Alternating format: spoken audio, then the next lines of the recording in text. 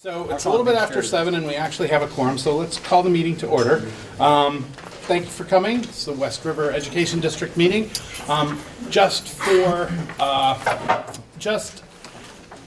quick reminder for our camera crew, if you speak, please identify yourself, name and town of residence. And then we'll just move through the agenda. So does anybody have any additions or corrections to tonight's agenda? I just wanted to clarify, after being asked a question earlier, in the next meetings section, on January 21st, Leland and Gray has a meeting, and West River Education District has a meeting scheduled now. That would be our drop dead date for approving the budget and signing the warning. If we actually get through that this evening, we may not need to meet that night. But the way the thing is worded, there was a question as to whether we were actually meeting. Okay. So, members of the public, if you're here to speak to something that's actually on the agenda, we'd ask you to speak at that point. If you're here to address us on some other issue that's not on the agenda, now is your time, ladies and gentlemen. Okay. Anybody have any correspondence? Nothing. It's been a quiet month. All right. First order of business is Sue Jones wants to address the board regarding family and consumer science at Leland and Gray.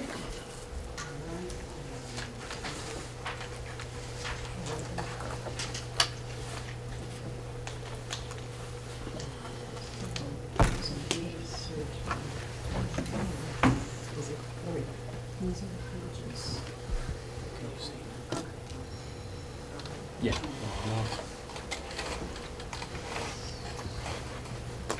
Whoops. Let's get back to the beginning.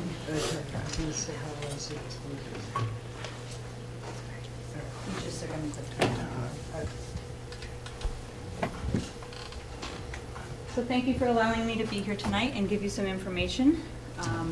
As previously presented, Bob Tebow said that it was decided that the family and consumer science position would be reduced to accommodate some of the money needed to hire the 2 6th grade positions. Bob mentioned that part of his decision was based on my low enrollment. However, as I addressed in a previous letter to you, that Bob said there were 7 students per year. However, I only teach 1 high school class, family and consumer science class per year. So 7 students compared to a department that teaches 3 classes does seem small, but it is only 1 block a day. No down arrow? I did down arrow. Went down here, It's but it's not there. showing there. So, Here we go. no?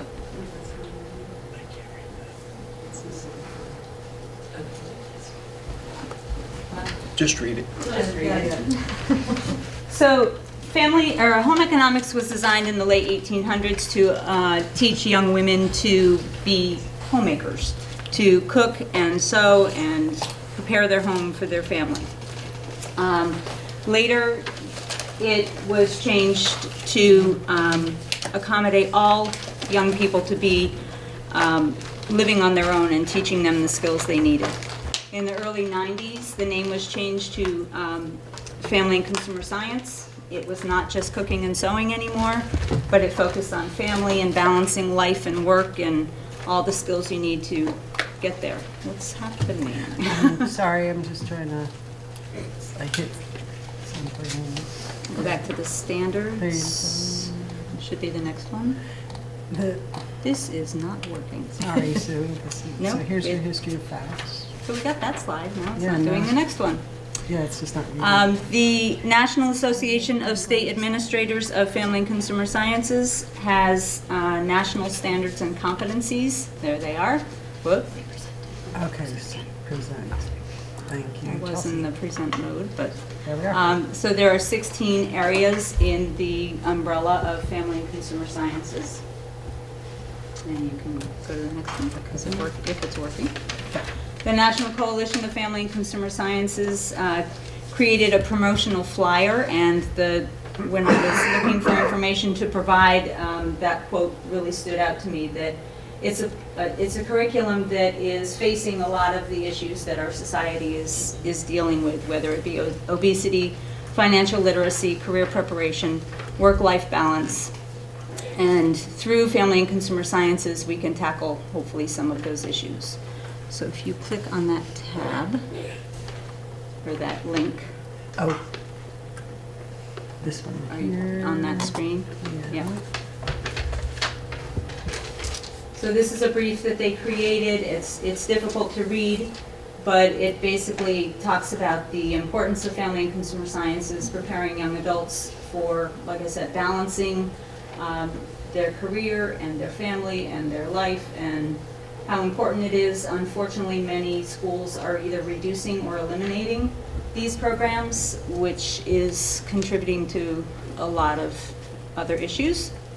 Family and Consumer Science teaches a lot of transferable skills, and those skills can be used in that second page. They talk about not only the transferable skills, but also careers that Family and Consumer Science skills could lead into a bunch of different careers. So back to the presentation, which is the second tab on the top of the page. Benefits. Yep. Thank you. And next slide, please.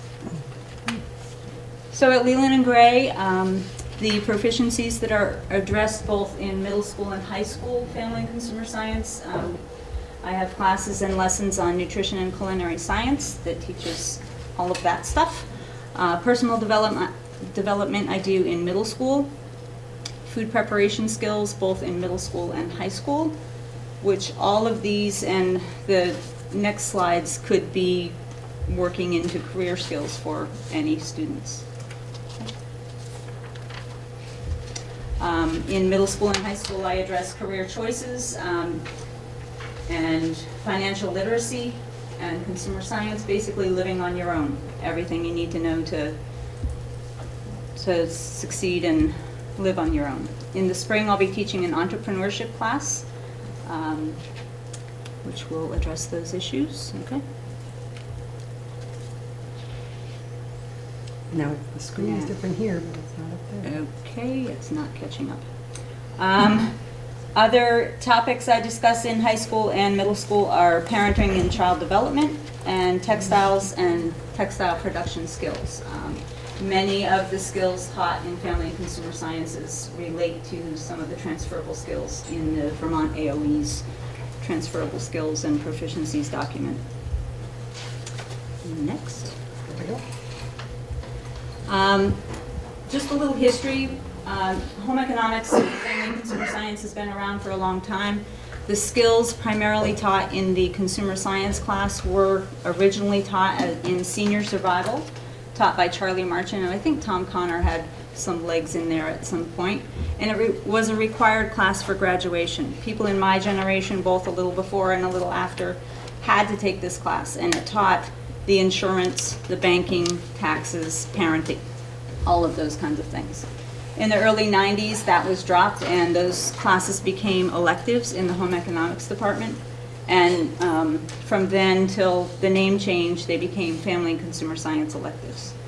In November, I sent you a letter, and through the correspondence, gave you copies of student testimonials, both current students and former students that either expressed the value of the information that they learned in Family and Consumer Sciences, or saying they wished they had taken these classes because now they're faced with these challenges. So that is in there as well. Okay. And it's slowing down Chelsea's again. helping. There. So just some statistics about both financial literacy and other Family and Consumer Science topics are there. Teens want to learn this information. As far as financial literacy, they prefer to learn it in a class. 40% of U.S. adults rate themselves as receiving a C, D, or F on their knowledge of personal finance. Parents are reluctant to talk, the majority of parents are reluctant to talk to their kids about financial matters. And these are from 2017 statistics. 2/3 of Americans can't pass a basic financial literacy test, and that statistic is from the financial literacy test results, which I have linked there as well. Every year they do this online test, and anybody can go on and do it and just rate themselves on a bunch of different financial literacy topics. Some more statistics. Almost 1/3 of Americans under age 19 are overweight or obese. 27.6% of Vermonters are overweight or obese. 13% of our children ages 10 through 17 are overweight or obese. And the Center for Disease Control says that 36% of adult Americans consume fast food every day. Certainly the younger kids are a high percentage, and people with higher incomes are higher percentage of those people as well, but still almost 1/3 of lower income people are eating fast food. And those food choices are leading to high calories, fat, and sodium, which lead to diet-related diseases, which is a whole nother community issue.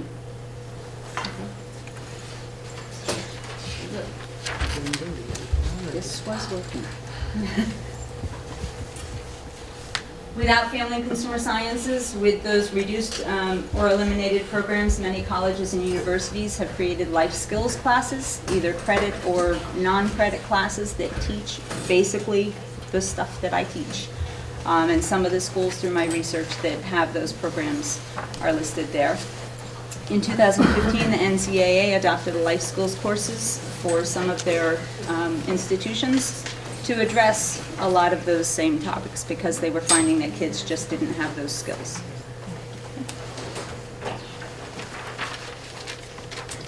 So to put this in perspective, about 5 years ago, I took a class at Champlain College on financial literacy, and they have a school of financial literacy at Champlain College.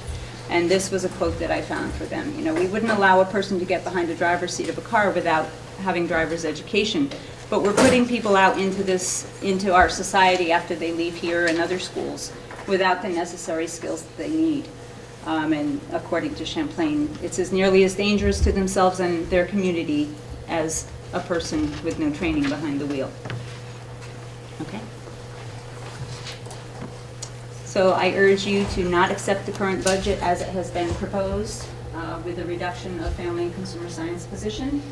I strongly urge you to increase the budget to be a full-time position because we are doing our students a huge disservice by reducing that position and not allowing students the opportunity to take the classes that they need to be successful adults in their futures. Thank you. Thank you.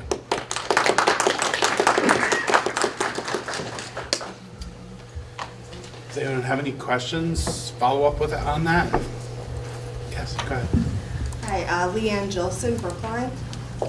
I just wanted to follow up. Part of the reason I first started attending these meetings was because I'm like, ooh, new school district. I want to push for some real life skills in the classroom. I work as an insurance agent, so I have a lot of dealings with the young people in our community. Usually, you know, graduate high school, mom and dad want to kick you off the auto insurance. And I've noticed sort of, in budgeting, a lack of comprehension. They want to know, well, what is it per month? Everything's per month to fit this little monthly budget picture, rather than a large scale of, hey, this is what it costs over 6 months. Depending on the payment schedules you choose, it could be less or more, and the per month doesn't necessarily fit into your budget. Now, I remember I went to Leland Gray years ago. That was the type of thing that I learned in, I think it was still called home ec back then, but consumer sciences. It was mandatory at the middle school level, and I'm pretty sure it was an elective at the high school level. I just wanted to stress the importance of it. I spoke with Sue briefly, and she was talking about going through the parts of a lease and what you need to review and doing a walkthrough of an apartment, insurances that you need at different times of your life, budgeting for your emergencies, saving for the future, even the culinary skills. Actually, most of my concerns come down to the budgeting aspect. That seems to be severely lacking with a lot of the young people that I deal with. They've never been given any direction on that. I mean, I would say rather than reduce this, which I would urge you not to, make it more available. If I had my way, I'd say make it a mandatory class again, because it seems to be needed. And I wanted to urge you to reconsider on reducing that position in the budget. Thank you. Lindsay? So when this came up originally, my question was that if this being like consumer math, like it seems reasonably important, but I don't really understand why it has to happen in a home ec or a whatever classroom. I don't understand why it can't happen in a math classroom. You're not gonna learn cooking in math. Right, but as far as the budgeting part of things and whatnot, is that taken over somewhat in the math classrooms? Well, there used to be a consumer math course here years ago. I'm not sure when it went away. It was while I was not here. It is being brought back next year. Okay. We're calling it financial literacy, actually. Okay. It will be taught by a math teacher. It is not a requirement, though, at this point. But we also haven't identified our proficiencies to be required at this point. We're still developing those, so the board at some point will have input into those proficiencies to determine what's required and what's not. But at this point, it will be an elective offering in the math department for next year. What grade level are you thinking before? It's open to 9 to 12, but my suspicion is that it would probably be more upperclassmen that take it. Just to follow up to you, Lindsay, part of what I was talking about with the budgeting is taking, say, a grocery store sales flyer, planning your meals for a week, taking a whole chicken and stretching it rather than, deboned, de-skinned, because you can make your money go further that way. That's the type of things that you would get in more of a consumer science or home ec class that you wouldn't necessarily get in a consumer math class. Our math teachers will not be covering that.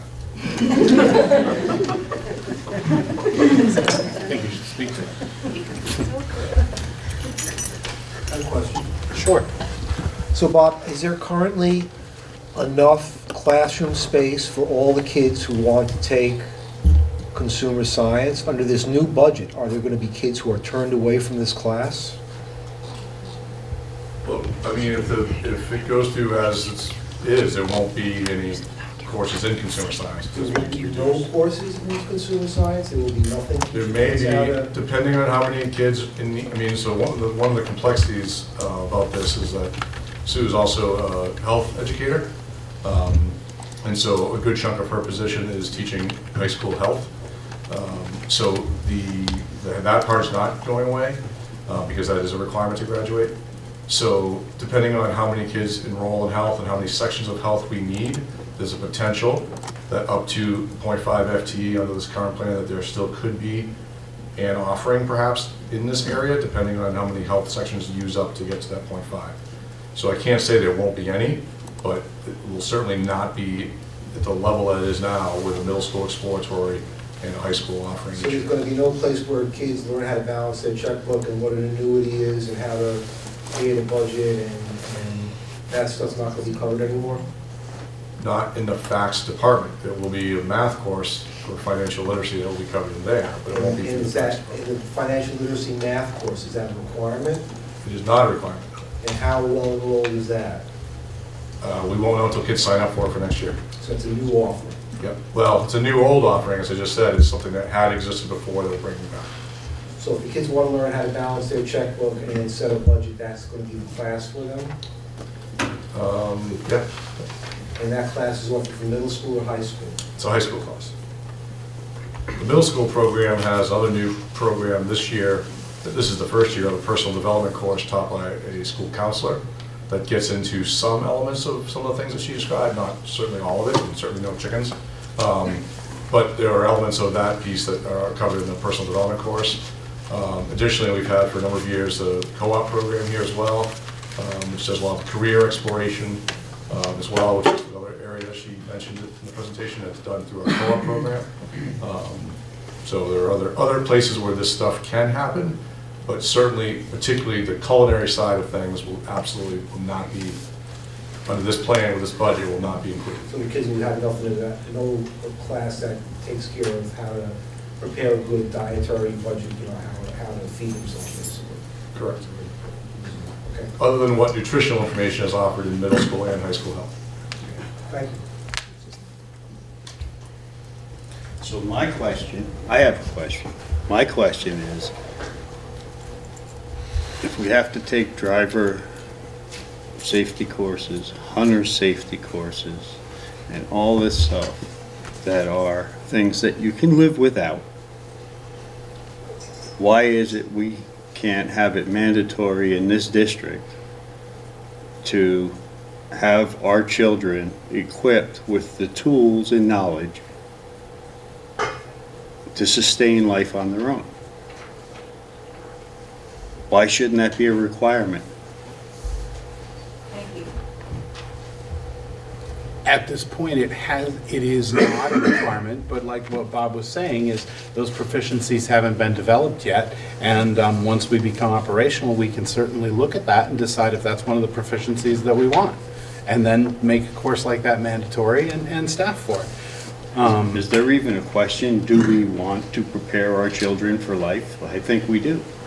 I don't think there's any question there. I think this should be a priority. As it is now, though, it's an elective and very few students opt to take that. So unless we then decide that it's going to be a proficiency that we require for graduation, we still are reaching a very small segment of that population. We can have that conversation at some point, whether or not we want to change the proficiencies required for graduation and add an additional graduation requirement, and whether or not that just requires more credits to graduate, or whether we sub something else out. We'll have to figure that out. But it could happen. Well, But that's simply not, changing- I understand it could happen or it could not happen. My question is, are we going to be responsible and make it happen? Nothing we would do with the current budget would do that, I don't think. We would have to go back to the drawing board and start looking at, staffing to put every kid through that and making it mandatory, wouldn't we? Yeah, that's a great idea. That's a good idea. And you want to do that in this budget year? Yeah.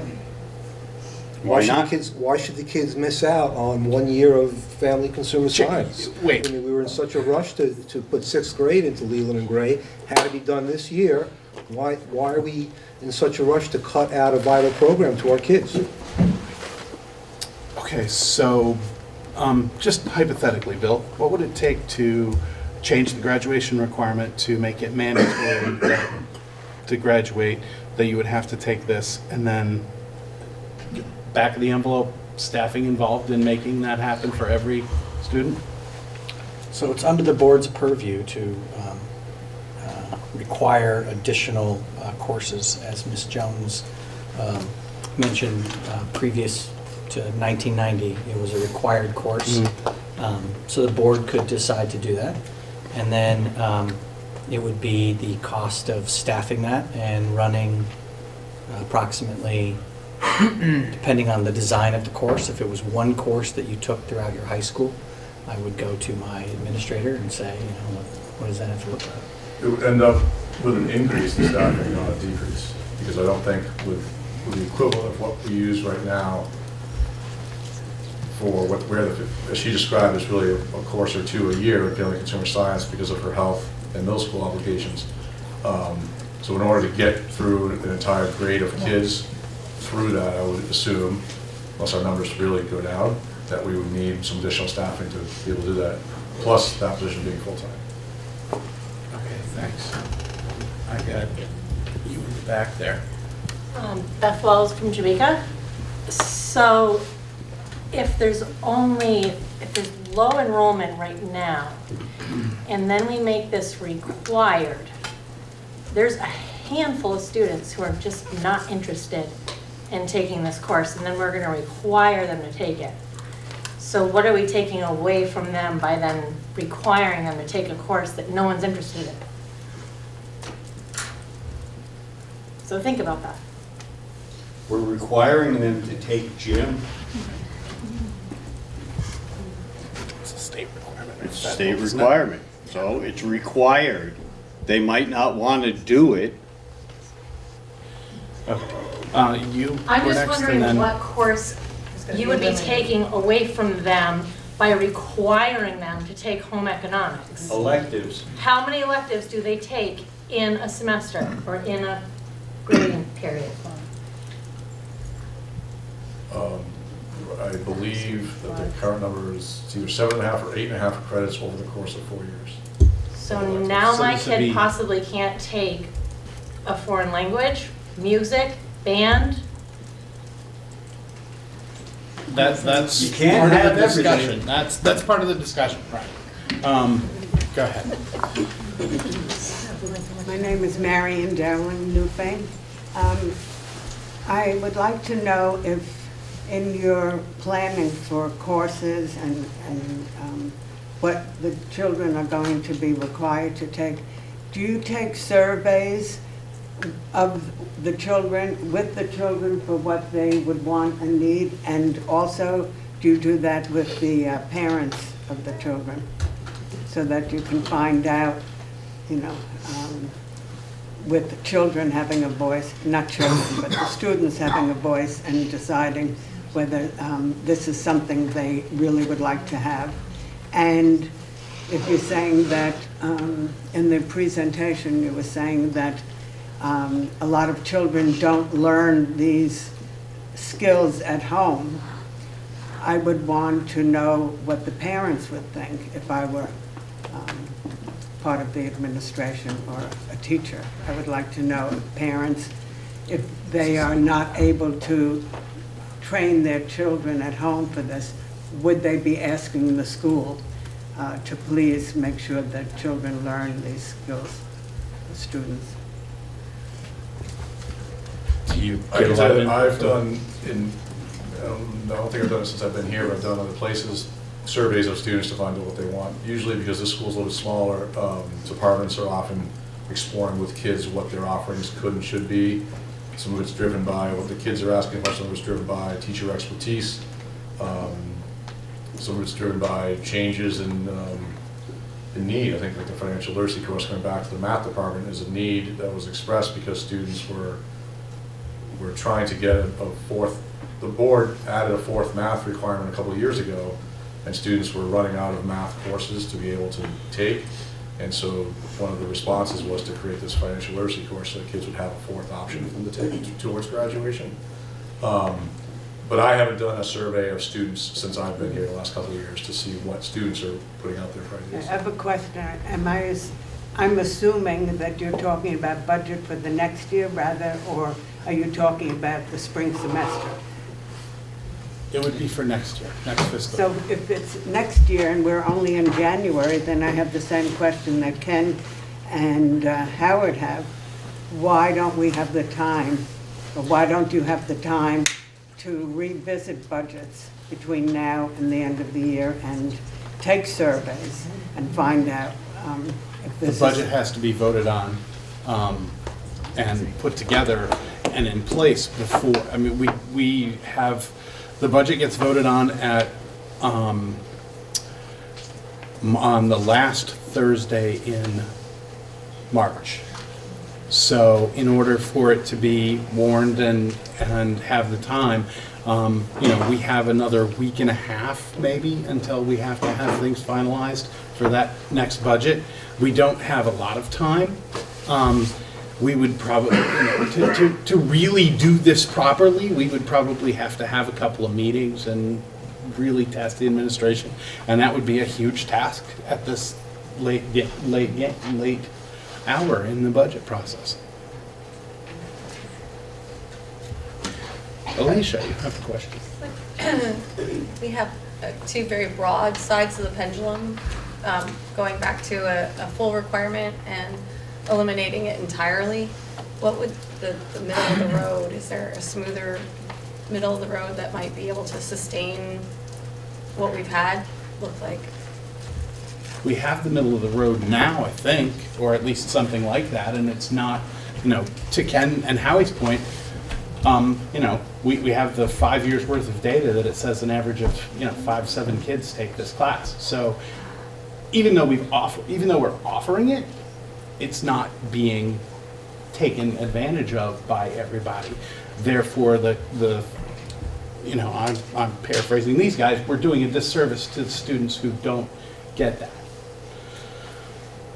So I don't know, you know, the two different conversations. One is about, you know, maintaining some presence of it versus what these guys, the position that I think I'm accurately reflecting was that it needs to be universal and everybody needs to get it, and it's something that educationally we're doing wrong for our students. Question? The 5 to 7 that you quoted, remember in my presentation, I said that is 1 block a day. We can't compare that class size to a history department that teaches 3 blocks a day of the same type of curriculum. And because I teach high school health and middle school, so that only leaves me 1 block a day to teach a high school elective. So 7 students in a class. I mean, there's AP classes that have 2 or 3 kids, but we're keeping those. Yes, sir. No, I can't see anything. If there's somebody back there, I can't. Hi. Yeah. I'm sorry, I It's all didn't see good. you at It's all all. You're good. behind the pillar for me. Yeah.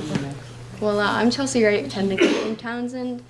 I'm in 10th grade here, and I just kind of realized that this was a course because I just figured out what I want to do with my life. And going back on something that somebody had said was that if we're going to make this a mandatory class, then there's less time to do certain things. But if we think about it, that if we make this a mandatory class, then the people that do it, even if they don't want to do it, they still get the skills that they need to go on in life. I know that I didn't want to do any math classes, but I'm glad it was a mandatory class because I understand everything now. But if we cut this, then I'm going to go on to life and not understand anything.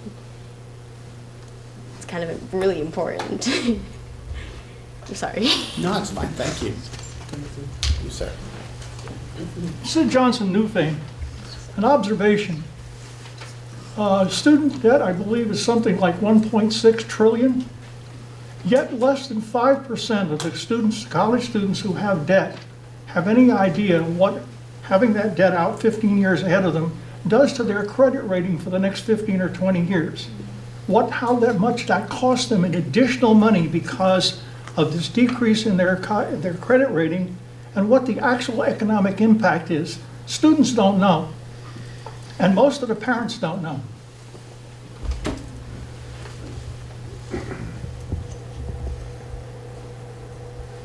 I'm going to also add, we can throw in that it's mandatory that every student has to have 40 hours of community service to graduate. Okay? That's on their own time that they have to do it. I'm not saying that this class can be taught after hours, but what I'm saying is if we can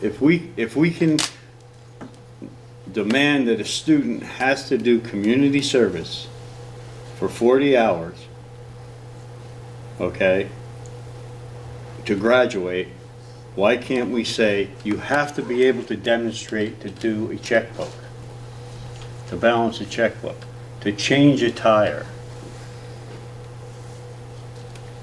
I don't understand why it's so hard to make it mandatory. I understand we're in the middle of preparing a budget and everything else, but this is a whole new district. Let's get things rolling off right. Let's give our students what they're gonna need through life. Not just what's worrying about going on day to day. Let's make it happen so that they're prepared when they're done here. They walk out into the world and know they can do things.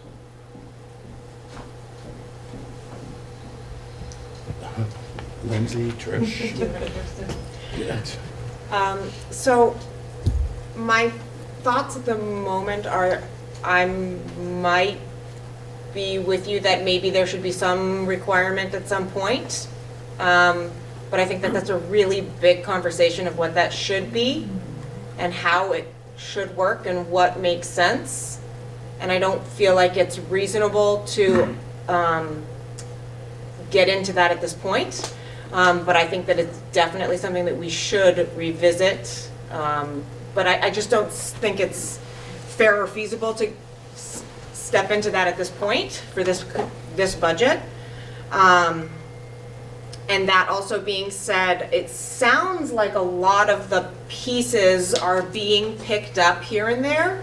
And there's not like one class that does all these things, but most of the things are being picked up, at least the option. So if somebody wants to learn how to do a checkbook and how to budget, that's being taken care of. And you know, all these different pieces, the food part of it is not being taken care of, but I mean, right, there are choices. If people, I'm sure there's, I don't know what there is for after-school programs or whatnot either. Maybe that's a choice to do something like that, but I don't know. I understand all households are different, but like my 6-year-old cooks eggs already, and I know that it's possible. So I feel like the cooking part of it is maybe manageable. That's where I'm at. Trish, you? I agree completely. I was going to say something similar. I was going to say I don't disagree with you, Ken. I don't. I remember, just going off of my own personal background, in 7th grade, before we were split out into algebra and pre-algebra and all of that, it was just math. And Mrs. Forrest taught us how to do a checkbook. We made our own. I vividly remember it. It's literally how I learned it. I think it's extremely important. But like you said, I think some things can be parceled out, can be picked up in other courses. I took home ec in high school. It was an elective. I learned a lot. I made both of my prom dresses. They're lovely. I still have them. But I learned a lot. I think it's very important. I also think, I wish my daughter, who's in 7th grade right now, had learned cursive. She didn't, and she won't. And it's not something I taught her at home. And I wish she learned it in school. And it's something that has just gone by the wayside in favor of other things at this point. I agree that I think it's something that I would like to see there be, if not a requirement, that at least an elective portion available. To me, it's at the high school level when we're talking about cooking and financial planning or financial literacy and all of that. But I would agree with you that I don't know, I think we're a little bit too far down the pike with this budgeting round to be able to say, hold on, let's put on the brakes and figure out how we can reconfigure a large portion of the budget, yeah. That's my 2 cents. Thank you. I think you were next, and then you, and then Mike, and then you had your hand up. No? All right. Then you, yeah. Going back a little bit in time, I've been in the school for like 4 years, and when I was in 7th grade and Ms. Jones brought up the idea of cooking, I was extremely scared because like I've never cooked, I've never held a knife, it was weird. But then I learned knife safety, and I still do all those things today, and if my parents do anything wrong, I will yell at them. But it's not just about cooking, it's also about sewing and learning how to clean your hands properly, and if you catch a cold, like what to do and what not to do and how to prevent it.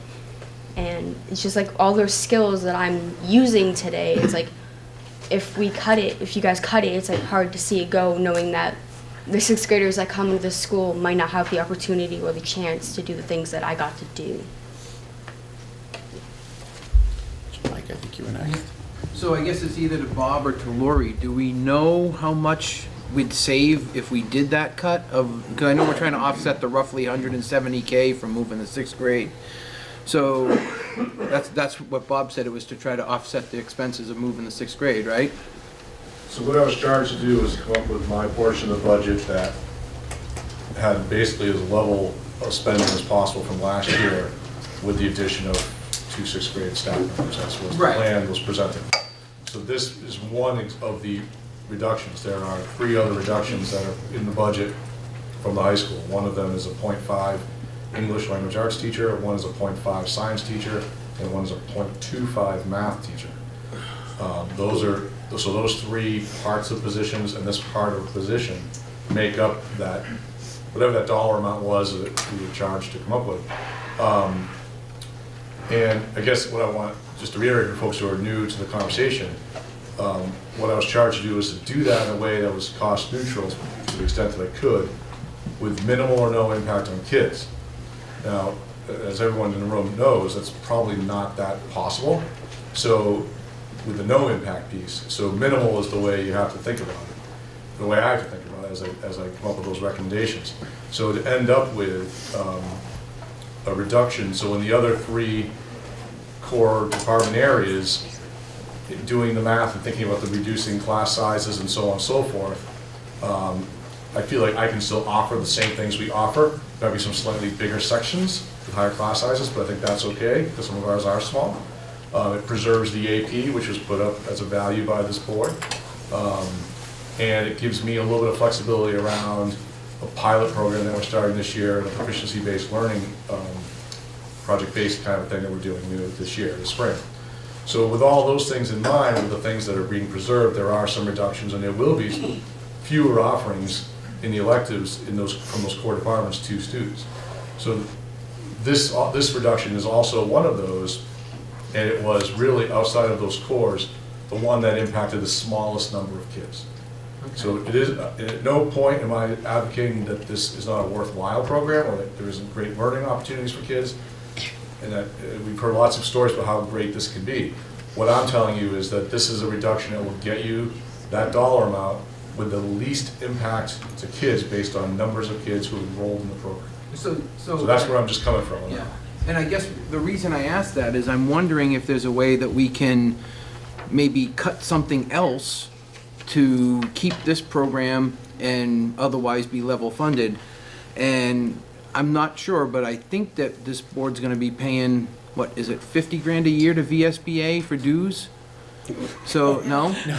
No, other districts have cut their VSBA expenditures, so I was wondering if that was something we could at least talk about. Yeah, no, I would have to look at the budget. I think it's like but not- $800. Yeah, it's very minimal. I got you. Well, correct me if. Wait, like, Mike's, are you finished, Mike? Because then it's Howie, and then there's a young lady out here who's had her hand up for about. I'm good for 10 now. minutes. Okay, so VSBA is $800, you think?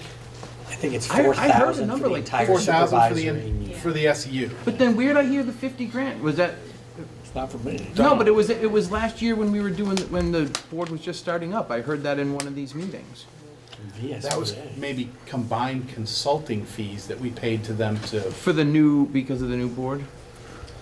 Yeah, I'd have to look back. It would be a lot of consulting fees. Howie, you were. I think it's 4,000. Okay, her hand's still up over there. Yep, Howie's She's next, getting and a then cramp. she's up. I got you in just a minute. Howie? Bob, thanks for clearing that up. I didn't quite understand what was going on here. And now I'm a little peeved, because as the rep from Windham, I didn't get to vote on 6th grade coming to Leland and Gray. But now I find that there are 6th graders coming to Leland and Gray, and my high school kids are getting shortchanged on their course offerings. Okay, and that's not okay. It's not. As far as having time to rework the budget, there'll be plenty of time to rework the budget when the people in this community vote this budget down, because I will not support it. I won't support it here, and I won't support it on the day of voting. Okay, this is outrageous. You guys are shortchanging our kids and our town. We did not sign up for this. We did not sign up for a school with a 6th grader.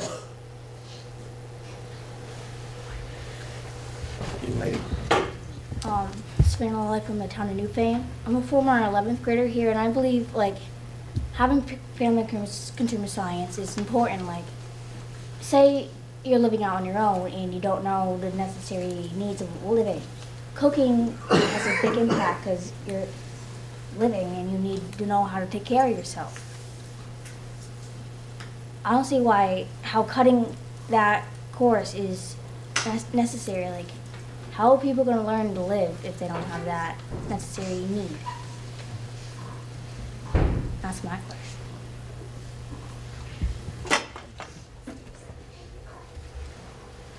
I'm not saying we have to make this a Gerald. requirement for next year's graduates. Go ahead. Gerald Julian Cisse, resident of the town of Newfane. I'm also a Spanish teacher here at the school. And I can say I do a lot of cooking in the kitchen, the Family and Consumer Science kitchen, with some of these same students that are here. We cook for Food Shelf, we cook for Variety, we cook for our students every Friday. We have a grab and go food for students. All students are fed. And one of the things, so I work with many different students. It's not just one group or my students. There's always an influx of kids.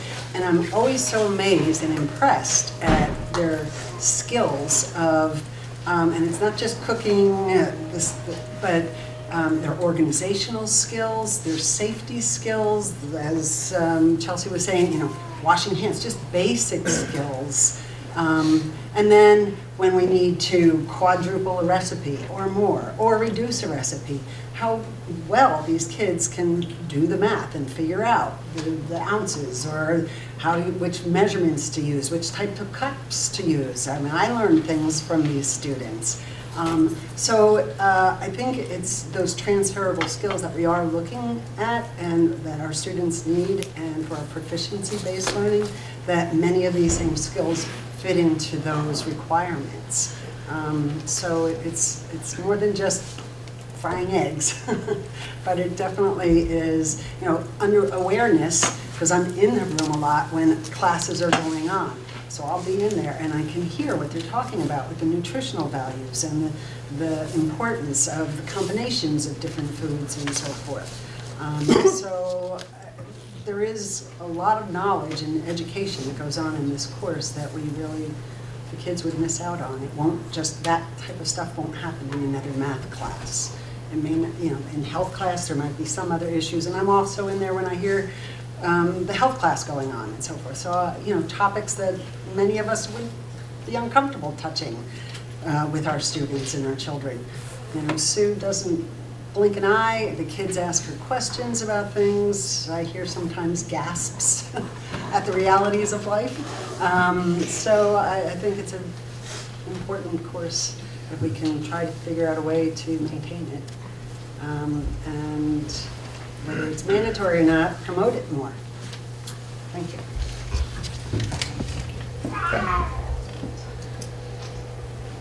While there's a lull. Actually, Alicia had her hand up. Okay, go ahead, Alicia.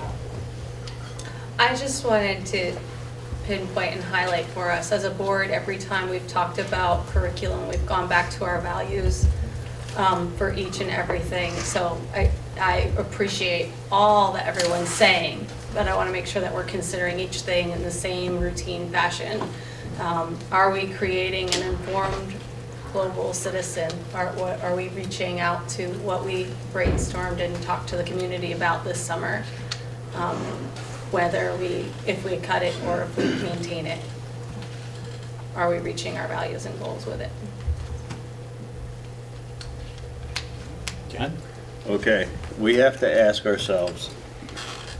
We had a meeting, one of our last meetings, Journey East came in here, and Journey East isn't doing too well financially. And the first thing he says, well, maybe the board can look into putting more money into it. How about the board look into putting more money directly into the kids that are here and make sure they get the life skills they need to walk through those doors? I see so many, I do the grocery shopping for my house. I see so many young adults, what they do is they go out and they get cases of ramen noodles, mac and cheese, ramen noodles, mac and cheese. Okay? Why? Because, oh, it's easy to make. I know how to make that. Even some people just to fry an egg. I know, like you say, all my kids know how to cook because I love to cook and I share it with. But I'm not a financial wizard. That's my brother's department. So, he does that. All his kids are all set on that. But not every family can well-round all of these life skills for their children. So, like you said,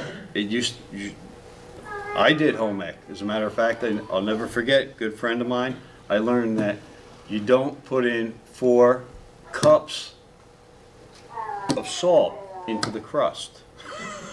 Okay? I found that out because anything you made, you had to eat.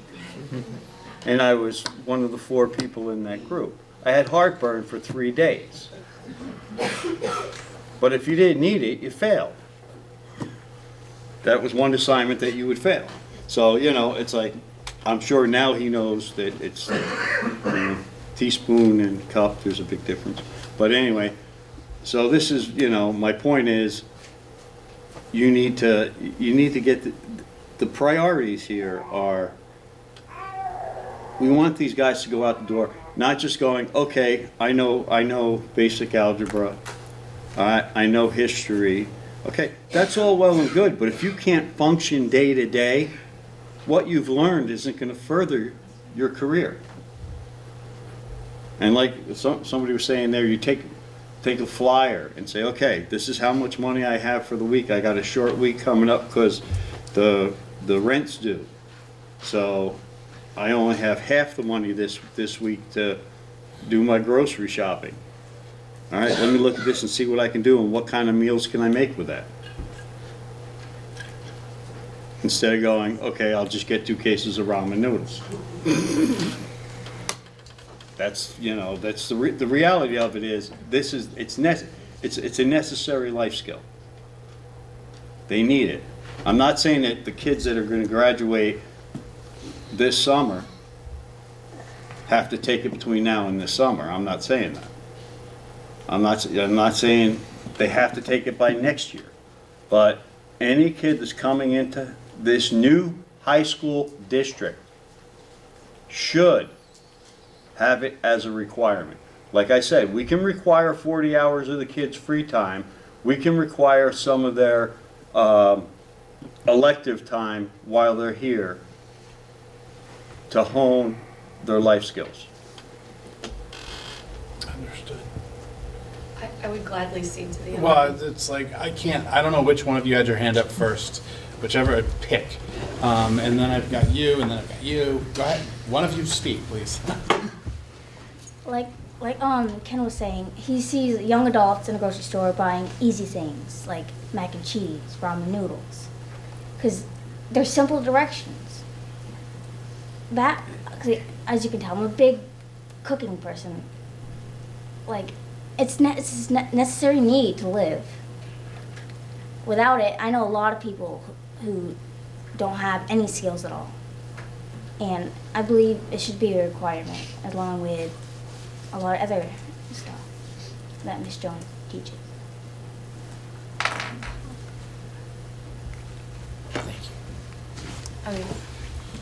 Miss Jones is like a second mom to me in many ways. She's like the best person to go to if you need advice. She's the best person to talk to. I was going through a rough patch last year, and she was like the first person I went to. She means a lot to this school. This is really, community. I hate to cut you off, but this is really about the position and not the person, and this has gotten down really into a personal thing, so tread lightly, please.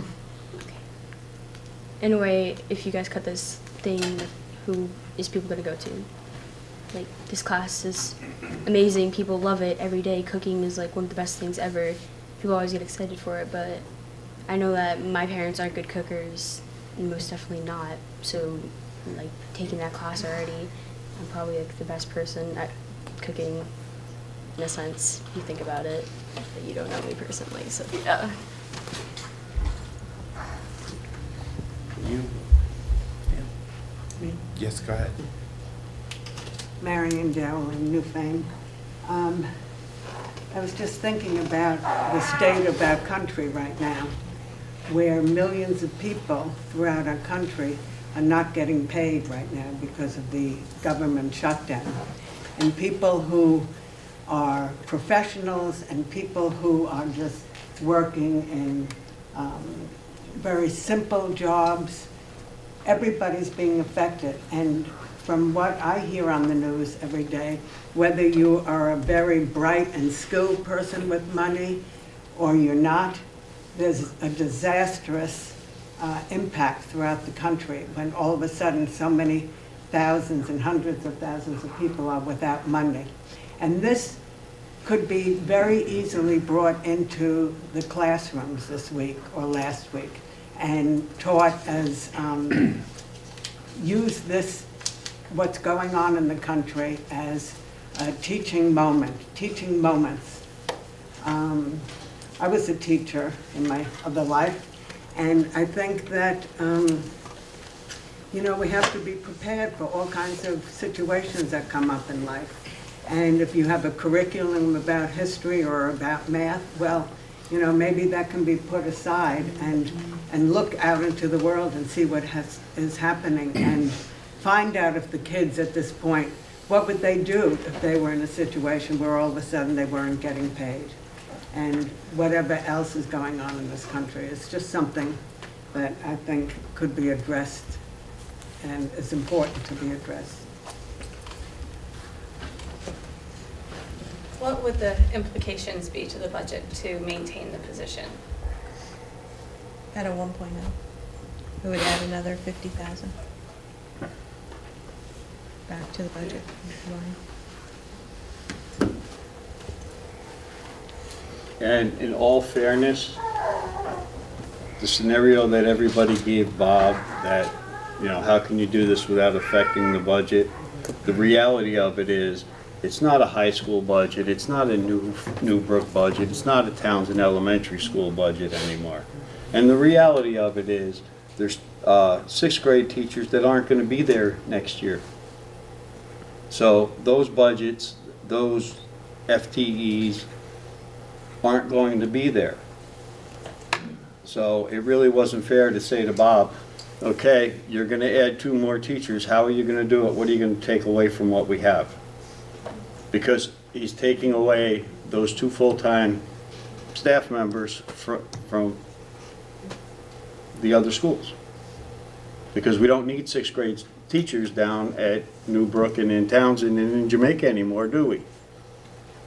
In Townsend, it's a shared 6th grade? Well, then I guess you're going to have a part-time teacher. I don't know how you're going to work that one out. So you can probably have that budget discussion I'd like to make a motion. on this. We can start talking about where things turn out budget-wise. Lori will give us the budget information and the outlook for staffing. But, Bob's only cut 1.5 total?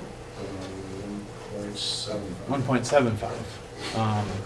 And in the last draft of the total budget, there were no reductions at the elementary level yet, were there? It was based on choice. And we'll get that. Yes, you will. We'll get that a little further in the meeting. I move we restore that position in the budget. I move we send the budget back to the administration to rework. Any second? I'll second that, or at least to keep that position at where it's at this year and look toward next year to increase it. There's a handout. Yeah, there's a motion on the floor. So, and actually, we have a motion. I should have asked for a second, but they took care of that for me. Yeah, I know. So now that there's been a motion, the maker of the motion gets to speak to it first. I just want to clarify, you're making a motion to Restore the home ec position. restore the Existing level. .5 home ec that's gone. Okay. Anything else you want to say about that?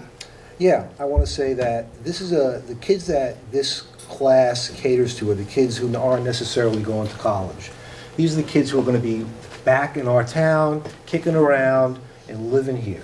And it's really important that they have life skills to live. It's our duty. I don't want to be walking through the community and have people come up to me saying, Leland and Gray is turning out kids who don't know how to even live. What's wrong with the school? This is a really important class. For those 7 or 8 kids, it may not seem like a lot, 7 or 8 kids a semester, but that adds up in the course of time over the people who are living in our community. This is an important position. On top of that, if the problem is the budget, I suggest we also rework that budget to eliminate the 6th grade that was added, because that's adding a substantial amount of cost to this school and also impinging upon the high school education of Windham students. So I would like to see the budget certainly reworked to put back the classes that were here last year at the minimum, and on top of that, if the budget is going over, get rid of the 6th grade to bring the budget back into bounds. Lindsay, you were next. I got you. So I just want to kind of reiterate where I was at before, which is that I may be convinced that a requirement would be good for graduating seniors, but how that needs to get met requires a much larger conversation that is fair to provide at this point. That's not the motion. But I understand that. So what I'm saying is that maybe that there is a value to family and consumer science, what is learned there. However, the actual, as it exists now, as the motion to return it as it exists now, is not meeting that need. How so? Because there are 7 students a year whose need is met. Okay. And so 7. 14, 7 a semester. No, a year. A year? And so 7 a year is, if we feel this is really valuable and want to push it, then we can definitely talk about that. I don't think that the 7 students per year is the end all here. I don't think that's the big picture for me. Thank you. Cliff Passano, Townsend. I was at the last board meeting, and correct me if I'm wrong, you were putting in the budget 50 grand for free lunch for all students, right? Yes. So I thought about that after I left here. For me, I spend like $700+ a year on lunch and/or breakfast. And the kids who get free lunch are based on income. So they're getting free lunch or reduced lunch, and those that can pay for it do, like myself. If you vote the free lunch through, I get like a $700+ windfall. And everybody's impacted on their taxes, even the people that are already getting free lunch, because it goes in the budget. If I'm looking at keeping home ec or giving away free lunch for 50 grand, I would keep home ec. 7 kids, maybe it needs to be required. Maybe we need more kids. Just thoughts to consider. Thank you.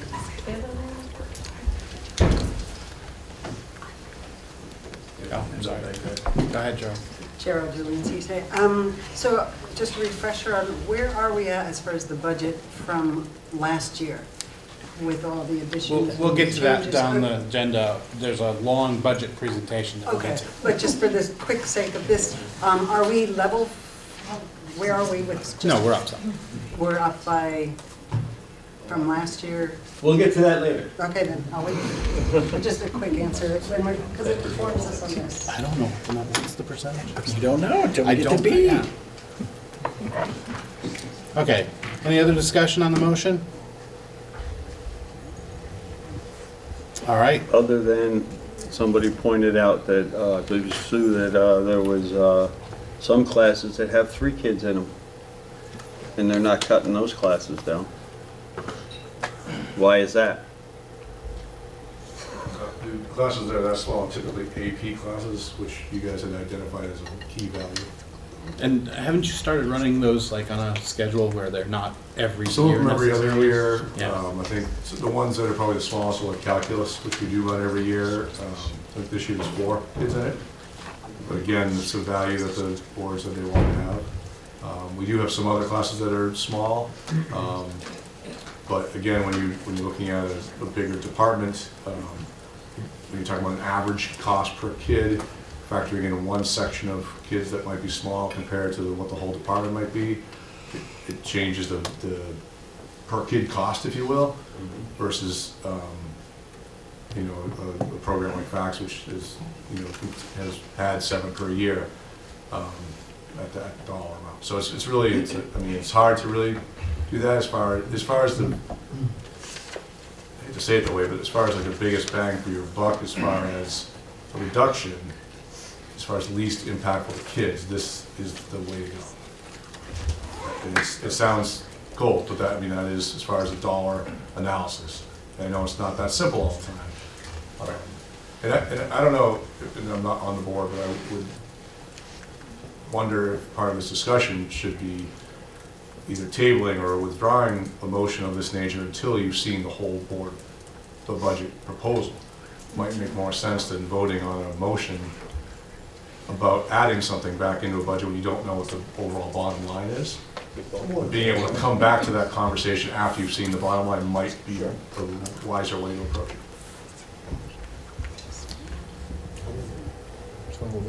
He's willing to table the motion. I'm willing to table my second till after the budget. So then we can move on to the next part of the next part of the night and talk about what school choice results were. Yes, let's look at school choice. All right. Yes. You guys all, board all have a...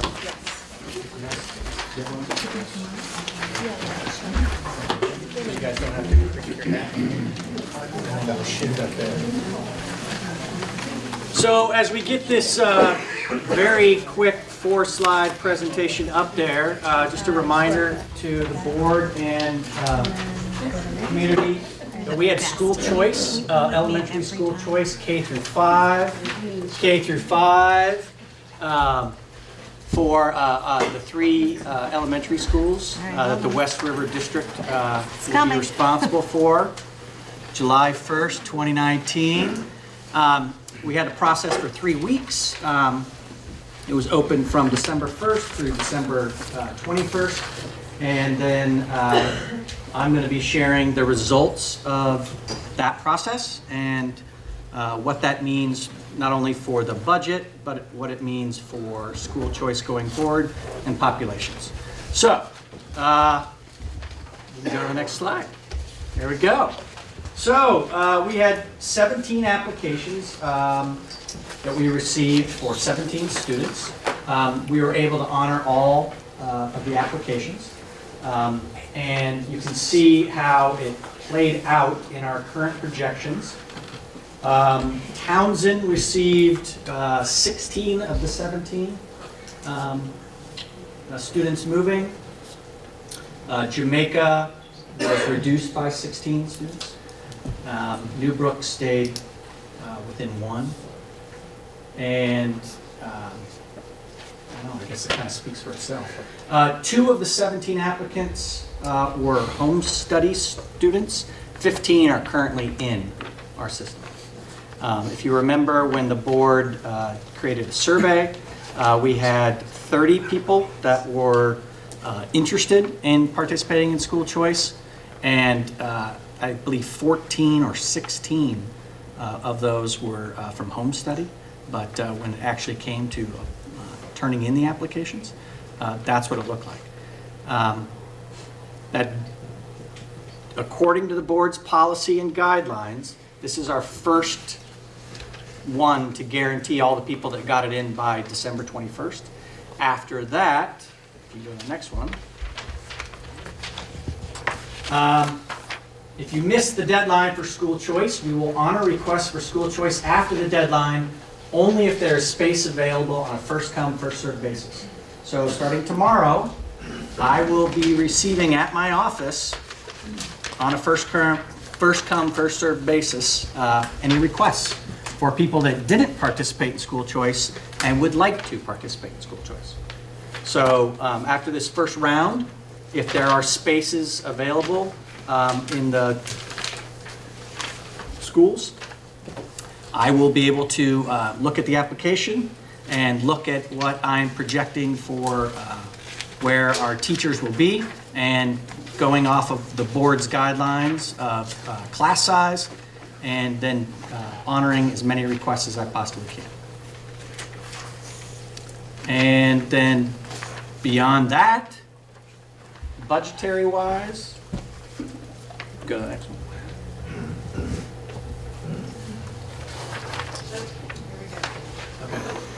So in doing that, I was able to reduce a FTE classroom teacher in the elementary while still serving all of our students within the guidelines that the board has provided. I'm recommending to the board that they reduce a principal in elementary And so in February and March, we're going to receive school choice requests. And in March, I hope to map out where all teachers will be placed. And once a budget is adopted and I know exactly what is possible, I will then be able to have all teachers placed in the grades and the school. Without a budget being adopted, without the charge from the board after a budget doesn't pass, I don't know what the direction of the board will be. So it would not be fair to our colleagues, our teachers, to tell them they're going to be someplace if they're not. If the board, for example, directs me to find a certain amount of monetary reductions. So I wanted to make sure that I communicated that out. So that's it. Those are the 4 things. And then I just wanted to see if the board had any questions, and then I'll ask the community. I have a question. So I'll go through. Joe, do you want to run this? You want me to run this? No, go ahead. I can run it? Go ahead, Ken. Please. Okay, if we have 3 6th grade classes coming up to the high school, I understand there are 5, 6 classrooms in some of the schools. Why are we only reducing by 1 FTE? I mean, I can see that's right there. In other words, sure. Newbrook now has 1 less FTE because we don't have a 6th grade, and we had a 6th grade teacher. Yes. So the other 2 schools, what's going on with that? Why is there no reduction there? So in the original budget, we already reduced some. And in this, after we moved kids around, after parents chose to move kids around, we could, following the board's guidelines of class size, reduce another classroom teacher. Because it would make sense to me that we should have reduced the elementary school. But we also added another pre-K classroom. Okay. Howard. Assuming that Newbrook and Townsend have 1 teacher per class? They do not have 1 teacher per class. No. Specifically. Do they have, does each grade have, are there multi-age classrooms in Newbrook or Townsend? The design right now, based on going through the February and March, is that Newbrook would fit the class guidelines that the board has provided and have single grade classrooms, and Townsend would be very, very close. It would be almost all single grade classrooms, and Jamaica would have all multi-grade classrooms. And that would be like 1, 2, 3, 4, and 5? So based on the assumption that 8 pre-K students come into Jamaica, we'd have a pre-K-K, and then we'd have 2 classroom teachers between 1st and 5th grade, depending on how those kids play out. You might have a 1-2 classroom and a 3-4-5 classroom, but I have to wait and see what kind of happens with February and March. But as of right now, my presentation to the board is that's what the staffing would look like. Thank you. Yeah. Anybody else? I hate to bring this up. Well, no, I don't hate to bring it up. I'm just going to bring it up anyway. Bring it up. Okay, so now what is, Jamaica's down to 30 students in the building?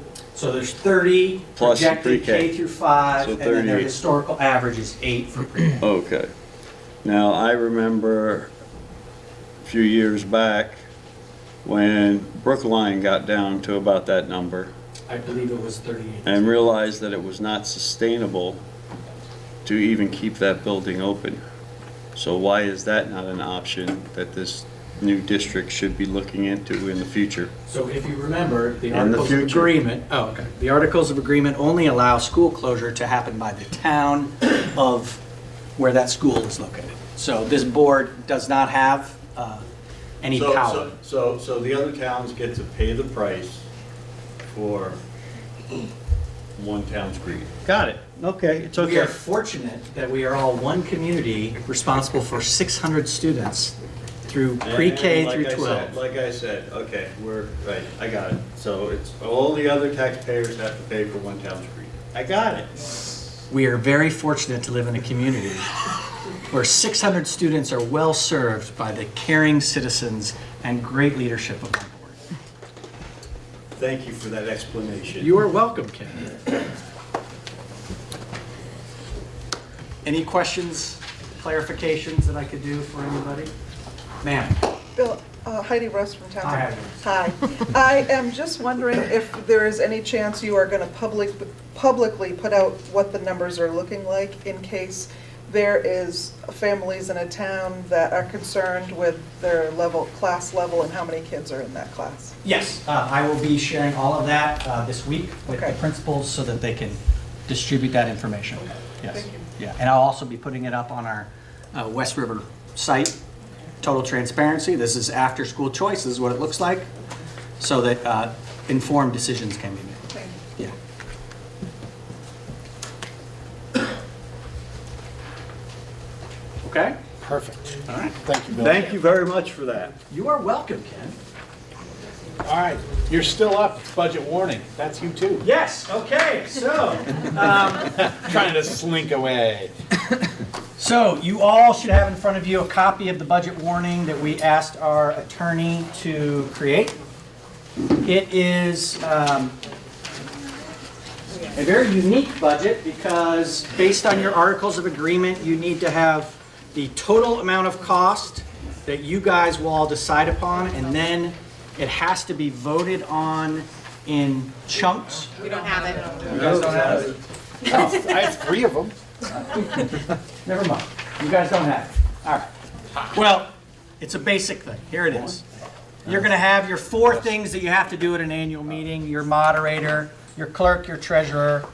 You're going to have to figure out how to pay yourselves because you didn't get paid this year retroactively, and you're going to have to figure out how to pay yourselves for next year. So those are going to be some questions you'll either need to answer tonight or you'll need to answer next week. I was diving into the separation of the budget. Because we are a modified, unified, union school district,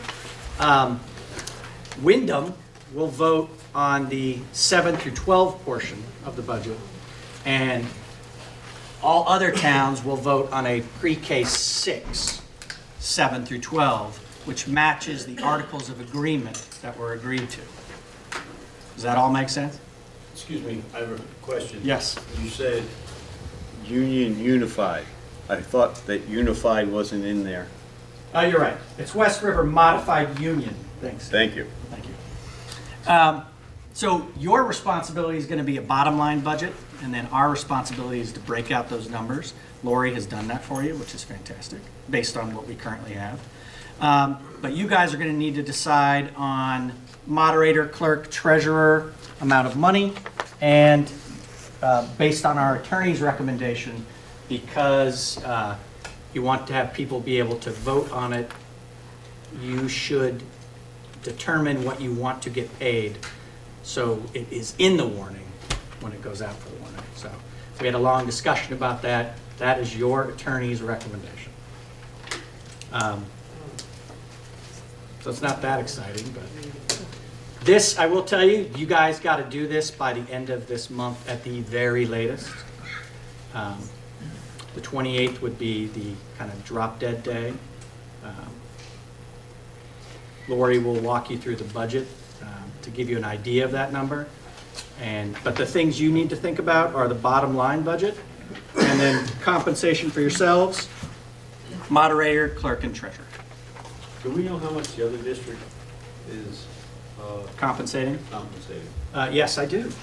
Would you like to know? Yes, I would like to know. $2,000 per individual and $2,500 for the chair. And the moderator, clerk, and treasurer are pretty nominal. I think they're in the $200 to $400 range. I'd have to check. But I know about you guys. Emily. Oh, sorry, I didn't see you. I'm sorry. Here's something. He's right. Last year, we did think that we were able to get paid, and so we set these rates. Could someone remind me what we had set for rates the last time we had this conversation? I think Joe just threw out there, the board members, whatever Leland and Gray used to get. I think that's what Joe threw out there. Yeah, but I'm Well, we were talking about,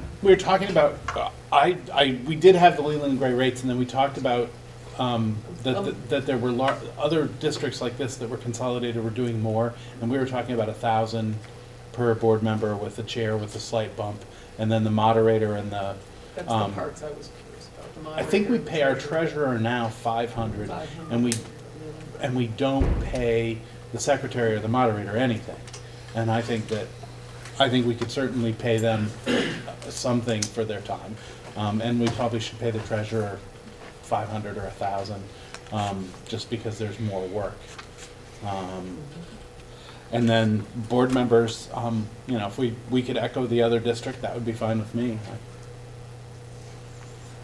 Make it uniform across the WCSU. Al? How much for the treasurer at the other district? The other district is actually compensating the treasurer pretty heavily. I want to say it's $2,400. Yeah. $2,400. But also the clerk gets something too. Yeah. Combined. 2,400. I want to say 2,400. They met with the person that they would like to run and laid out all the voting and the requirements and the necessity. I mean, if you were there for the votes that have happened, the commingling, it's a. Is this the clerk or the treasurer? It is a big time response. Both. Yeah, it's quite a bit. Okay. Yeah. What would the commingled number be for all of our treasurers?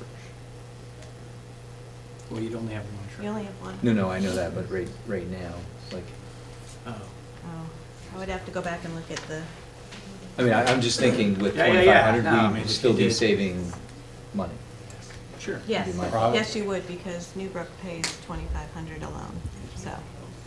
Right. 2,800 actually. Yeah, more than that. Yeah, I just didn't want the 2,500 number to seem like a significant or huge number. It's really not in the In the scale of things. context of 5 collapsing. Yeah. Right.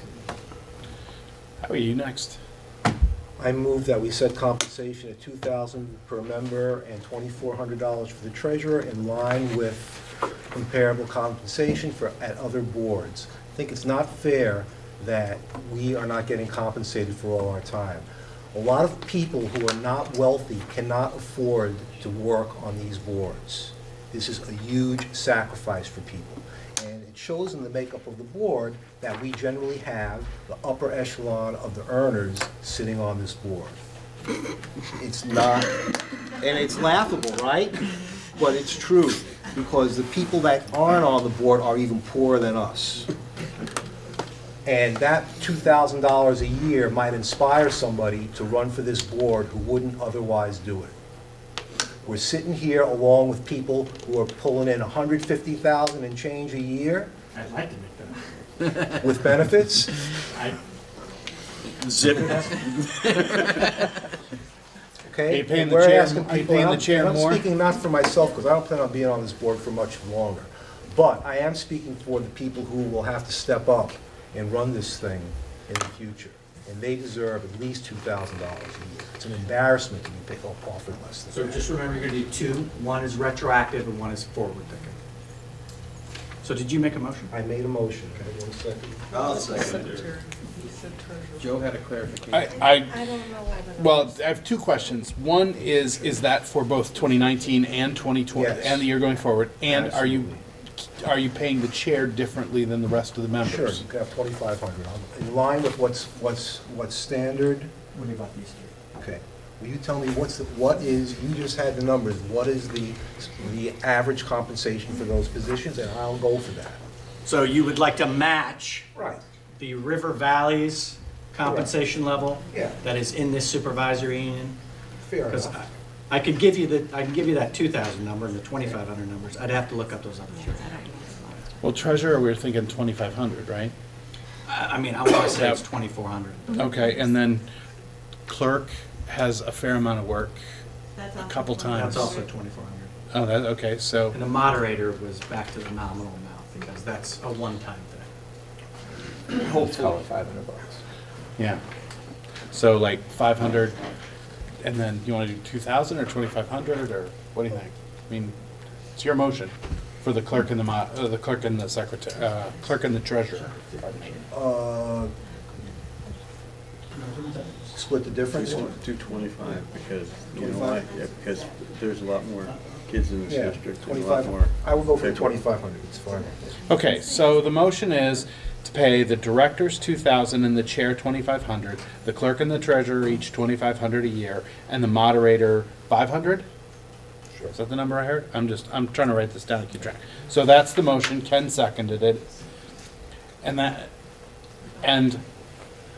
Trish has a question. I don't. I have something to say. Sure. Is it Yeah. discussion now? Yes. I have no issue with compensating people. I didn't get on this board to be compensated at all. I didn't think I was going to be compensated. I think that there are certain positions, like the treasurer and the moderator and the secretary, who do clearly more than somebody like me, who is not in any of those positions and does not plan to be in any of those positions. But if we're talking about $2,000, $2,500, I don't know what the exact number would end up being, but we're halfway to a position that we're talking about cutting. Just putting that out there. I would happily waive anything that I would get. I'm not trying to set a precedent, I'm just putting it out there that seems like a lot of money, and that maybe it should be discussed a bit further.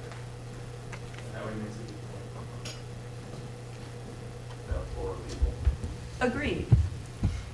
But I hear you. I'm not saying, and that's what I'm saying, I'm just saying, He was agreeing with Howie that, some people can't afford to be on boards. And I know that, there are people who, that they, you gotta pay a babysitter or something to come out to this. So it costs you. Sure. I mean, it costs all of us to be on the board. But some people are, as Howie said, more able to bear that cost than others. And,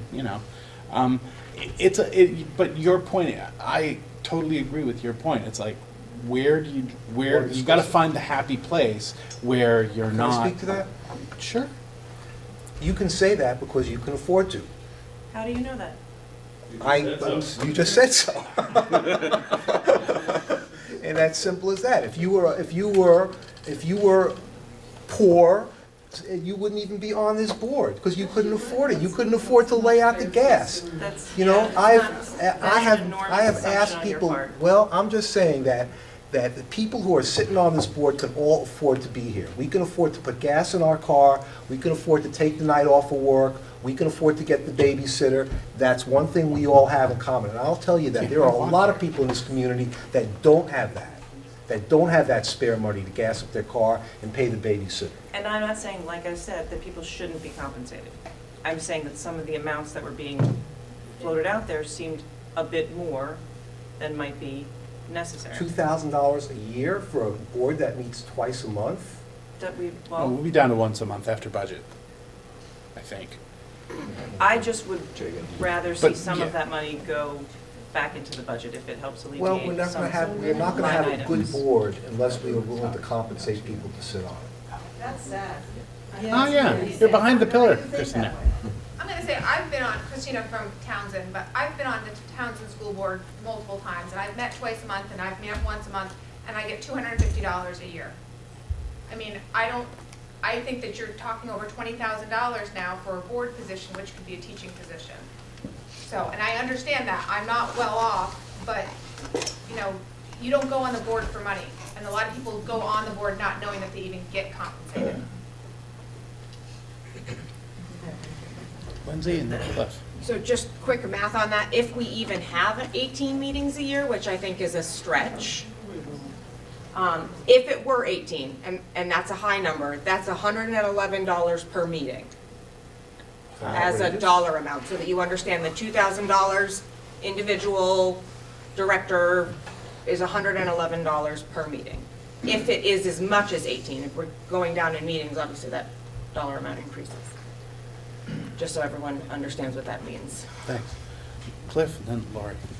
Yeah, I was just gonna say, they both make good points, and for instance, real life scenario, Al and I and your husband and Sean, I think the whole board donated their board pay to pay for transportation for winter sports. That can be done. Here you go. You can donate $2,000 a year. Right, anybody can donate it to their pet project. which could be a teaching position. But I think you ought to budget in a reasonable amount to address maybe some of Howie's concerns. And the board always has the option to use their money to fund something else. Just a thought. Right? So just a point of clarification, I had to actually put in a number to the budget, to present it. And so I just took what everybody was being paid, and that equals $14,000. So just to have a number of what's in the budget currently. That's what Leland and Gray and the other elementary schools paid their moderators, clerks, Right. board members, everybody. So there's already $14,000 a year being spent, Budgeted. budgeted, and being spent for board compensation Yes. and that. That's for elementary too? Yes. That's for everything? That was for I just pulled exactly what was in the budget last year over to this year for all. And how many combined. people is that? Well, it would, however many were on all the boards, the elementary. So you got this and you got 5, 10, 15. Right, I would have to And look we'll- at the list to count them all. Wait. I got a question. Yeah, Alicia's got a question first, and then, I just need a point of clarity, because I thought that we handled this at the annual meeting, and therefore the town, I remember the town had to vote on it, not us. Well, what we're putting in the. Okay, so we're just proposing an amount right now, and then the town can adjust it, amend it, and, thank you, sorry. It'll be the district. It's the towns, the district, sorry. right. Ken, you got a question? Well, never mind, I think my point was already made, but it's like, Leland and Gray, now that's the number of people that are on the board this year, or how many people are supposed to be on the board? It was however many people were on the board, whatever was in their budget last year is what I used for combining with all the other budgets for this year. So I don't have the number of board members per entity this year. So it's a mute number. So there's 11 of us. Well, and we'd still have to pay the moderator and the secretary. Right. Yeah, Emily, Right. go ahead. So I'm not at the point where I'm going to amend the motion, maybe someone else will, but I just want to share my thoughts about this because I've spent a lot of years on school boards and volunteering wherever I can. And I think it's presumptuous of us to make assumptions about people who are sitting on boards and whether they can or cannot afford it, because everybody has a different way they deal with their personal lives. Some folks are single parents and they need to pay a babysitter. Some folks are not and they don't. Or maybe they don't. So I think that we shouldn't be making assumptions. I look at this, I've never sat on a board with anyone who's ever done it for money.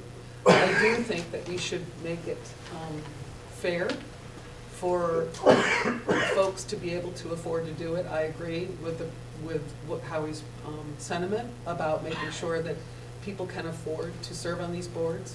We do struggle and have for many years struggled to get get participation on boards. I think there's many reasons for that. I don't think the money is the biggest reason, but it could be a barrier. So, maybe we should think about that. Leland and Gray, I've sat on Leland and Gray since 2000, and I have received either $400 or $500 a year, depending on whether I was chair or not, during all that time. And maybe we do need to increase the amount, but I think $2,000 per board member is a significant increase, and I have concerns about that. Just have to say. I just have one comment. Sure. Put the number on there, see what the people decide, since they're the ones who vote on it. We're just throwing a ballpark out. They could say, no, we don't want to compensate you that amount. We're making a recommendation. Right, we're making a recommendation based upon what's already existing. I think last year at the annual meeting, the public did suggest and vote on a number. Why don't we just use that number from the minutes on what they voted on last year, start it there, because it wasn't our discussion. If I remember correctly, please don't, if I don't remember correctly, please don't meet me at the grocery store on it, but I I have thought minutes that going that back was that far. suggested from our communities and not from ourselves. And they had voted on a number that they thought they were paying us this year. I think that's a great starting point and would shorten this conversation quite a bit. That's what I asked earlier. We're looking. I don't know what that number was. Motion on the table. The motion's still on the table. Yeah, I know. Well, we're still discussing the motion. There'll be a lot less board members too, just for, right? It's just gonna be one board, so it's just gonna be 11 as opposed to 5 at TES and 5 there. Well, I was doing quick math, and if we've got 14,000 in the budget now, and there's 11 of us, if everybody got paid 1,000, that would be 11, and then we'd have a Right. little money left over to pay the moderator and the clerk and the secretary. What about the elementary, do those positions dissolve? I'm just a little confused. Yes. Does that Yes, include- those boards That's cease all to dissolved, exist. right? This Because is of it. that, okay. And that would leave that number similar. That would leave the number similar to what's being spent now, so it wouldn't represent an increase. And it is an increase for the board members, but it's not as drastic as what's been proposed. So what was your suggestion? 1,000 for a director, 12 for the chair, and then take the remaining, then pay, we had said 2,500 for the secretary and the clerk, reduce that to 2,000 and pay the moderator like 250, because they literally work 1 or 2 meetings a year. And right now, I don't think we compensate them at all, which is unfortunate. And that brings it a lot closer to what we're spending now to compensate board members, and doesn't represent such an increase. But I think it still might allow people to bear some of that expense that they would have if they were, if they felt like they wanted to be on the board. Where's the equity? Every board member gets, Between boards, where's the equity? between their board and our board? Yeah, where's the equity? We have more buildings to maintain, we have more, Why should we get paid half of what the standard going rate for a board member is? I don't understand. I don't know if that's the standard board I rate. we just asked our superintendents. Well, That's what they just chose to Correct. get paid. And that's Not, pretty- it's not based on a state average or anything like that. It's what the other, Seems pretty realistic considering what Numbers the all- work that but we've the been other, doing. Numbers more. what the other district chose to do just now. You have it? No? All right, well, we don't have those minutes really readily available. We can, the motion's on the floor. If there's no more discussion, we can put it to a vote, and, this will be what's on the warning at the annual meeting, and who knows, maybe a bunch of people show up and tell us we're crazy for asking for that kind of money. That's right. And reduce it. If I remember correctly from that one meeting, it was, you're not compensating yourself enough at that rate. Now you got it? So,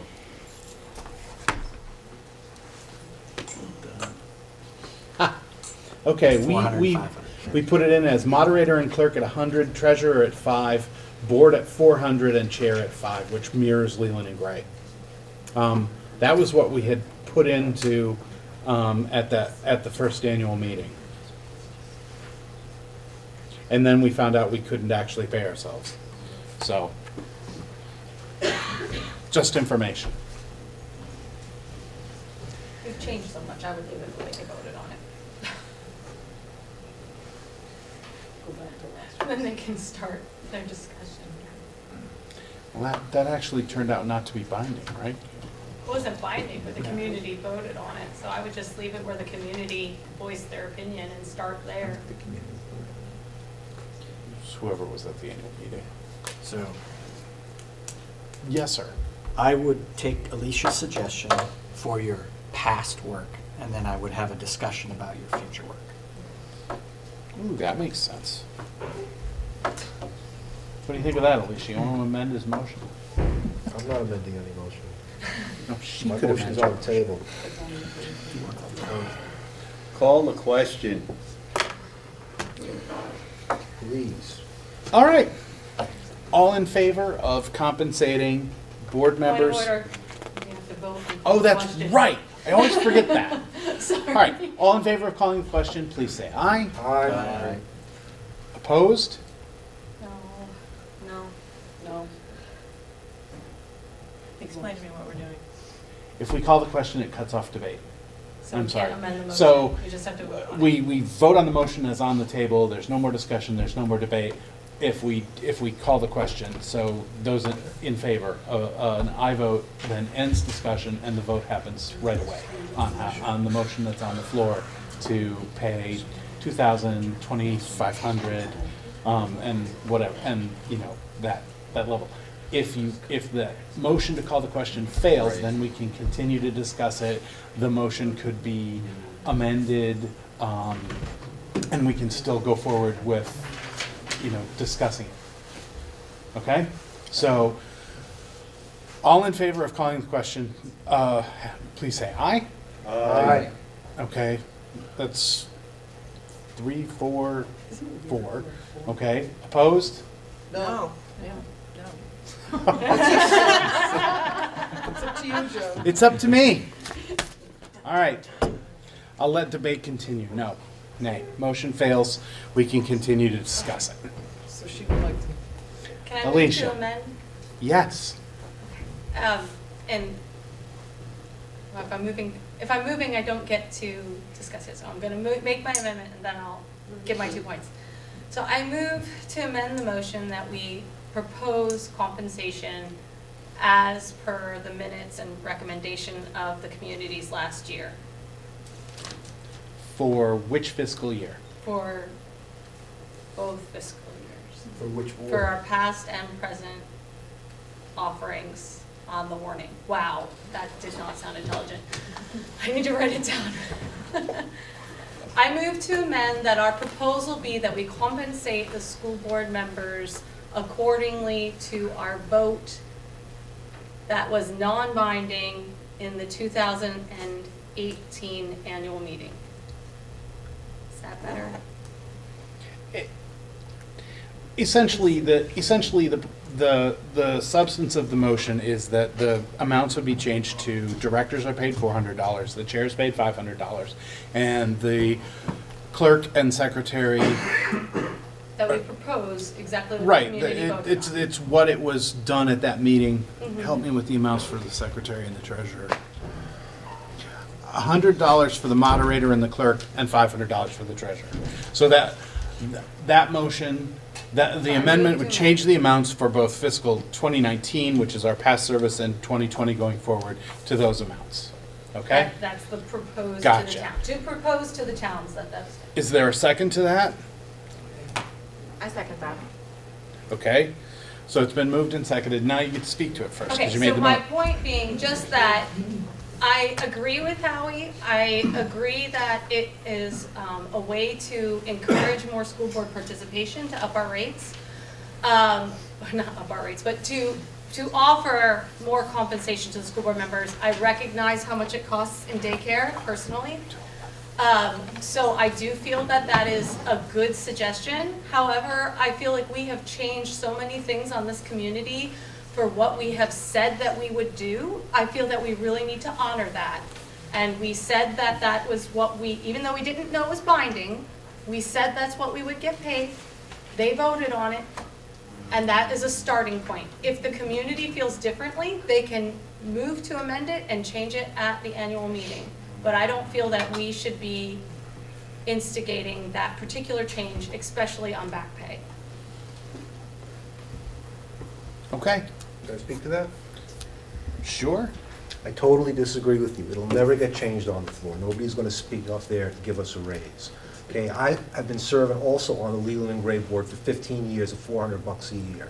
And I'm on my way out, and I do not wish it on anybody else. I was a single parent. I was struggling to make ends meet. I had to bring my kid in here to sit and read comic books during board meetings when I couldn't afford a babysitter. Okay, and nobody should have to do that. And I was always too embarrassed to speak up and ask for a raise for this board. And now I'm on my way out, and I'm speaking out to the people in the future who are going to not be able to spend time with their kids and not be able to work overtime to buy them a Christmas present. Because they're sitting here while we go over Robert's Rules of Order. okay? So it's not for us here now that I'm proposing this $2,000 a year compensation. It's for the people going down the line who are gonna have to sit in these chairs. And if we want good people sitting in these chairs to direct our schools in a good way, we have to compensate them. We don't quibble about compensating a superintendent over $100,000 a year, or a principal $90,000 a year, but the people that oversee running this whole thing, $2,000 a year is too much. This is why this becomes an elitist board, because nobody in their right mind without substantial funds is going to do it. And I'm saying about myself, because I wasn't in my right mind. I sacrificed my kids for 15 years at $400 a year.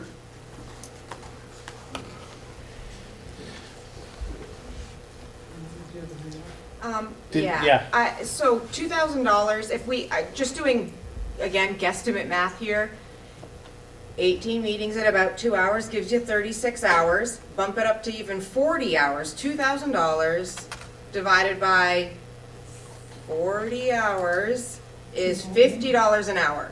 How much prep time do you do for this meeting? An hour. An hour. I talk to people all day in You the did a half grocery an store. hour I just- can't leave my just- house you without did a having a half an hour conversation about before it. this meeting just But the on point politics. is, the meetings themselves, We are board members, not That works checkout out. clerks. Why shouldn't we get $50 an hour for sitting here? I would like $50 an hour for sitting here, but it doesn't add up to $50 an hour. When you're all done with, because it doesn't stop, when this camera shuts off, it doesn't stop. It may stop for you, but I know it doesn't stop for me, because there's homework every one of these people do, and I'm sure you do it too. Emily? I'm just going to say, I'm going to vote no on this amendment because I am not comfortable with the dollar amount for the future boards, but I'm also not comfortable with the 2,000. So what my hope is that we can get to something such as do what we agreed last year for the back pay, because that is what our communities had thought, and then go to 1,000.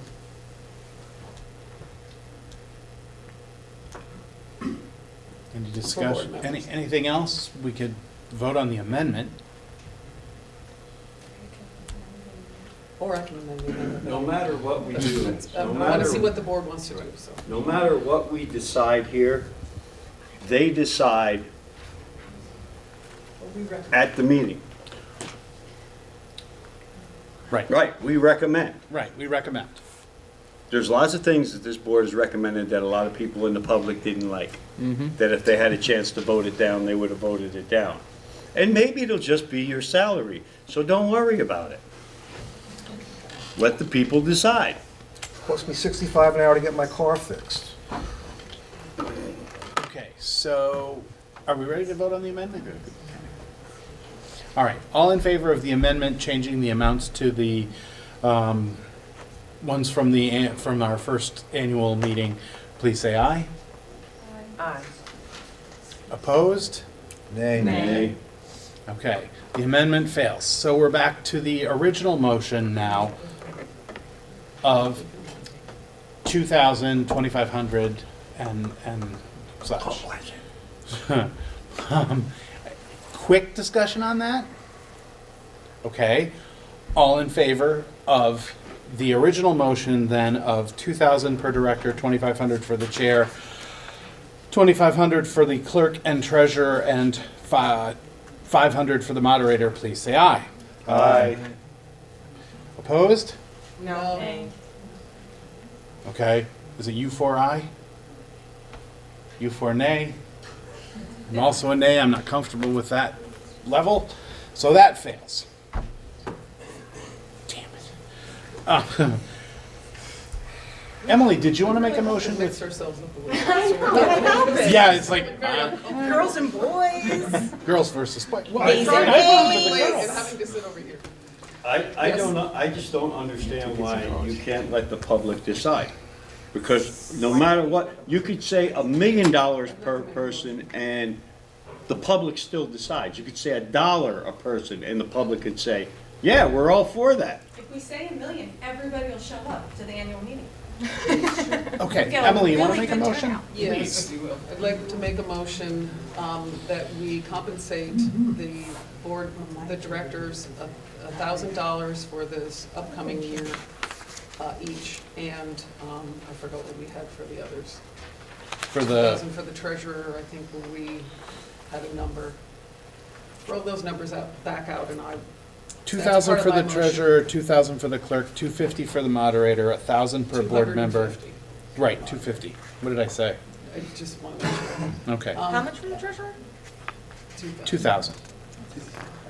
There's a lot of work to be treasurer. You sign all the checks. Treasurer is a lot of work. I'm a little less knowledgeable about how much we've added to the clerk's job.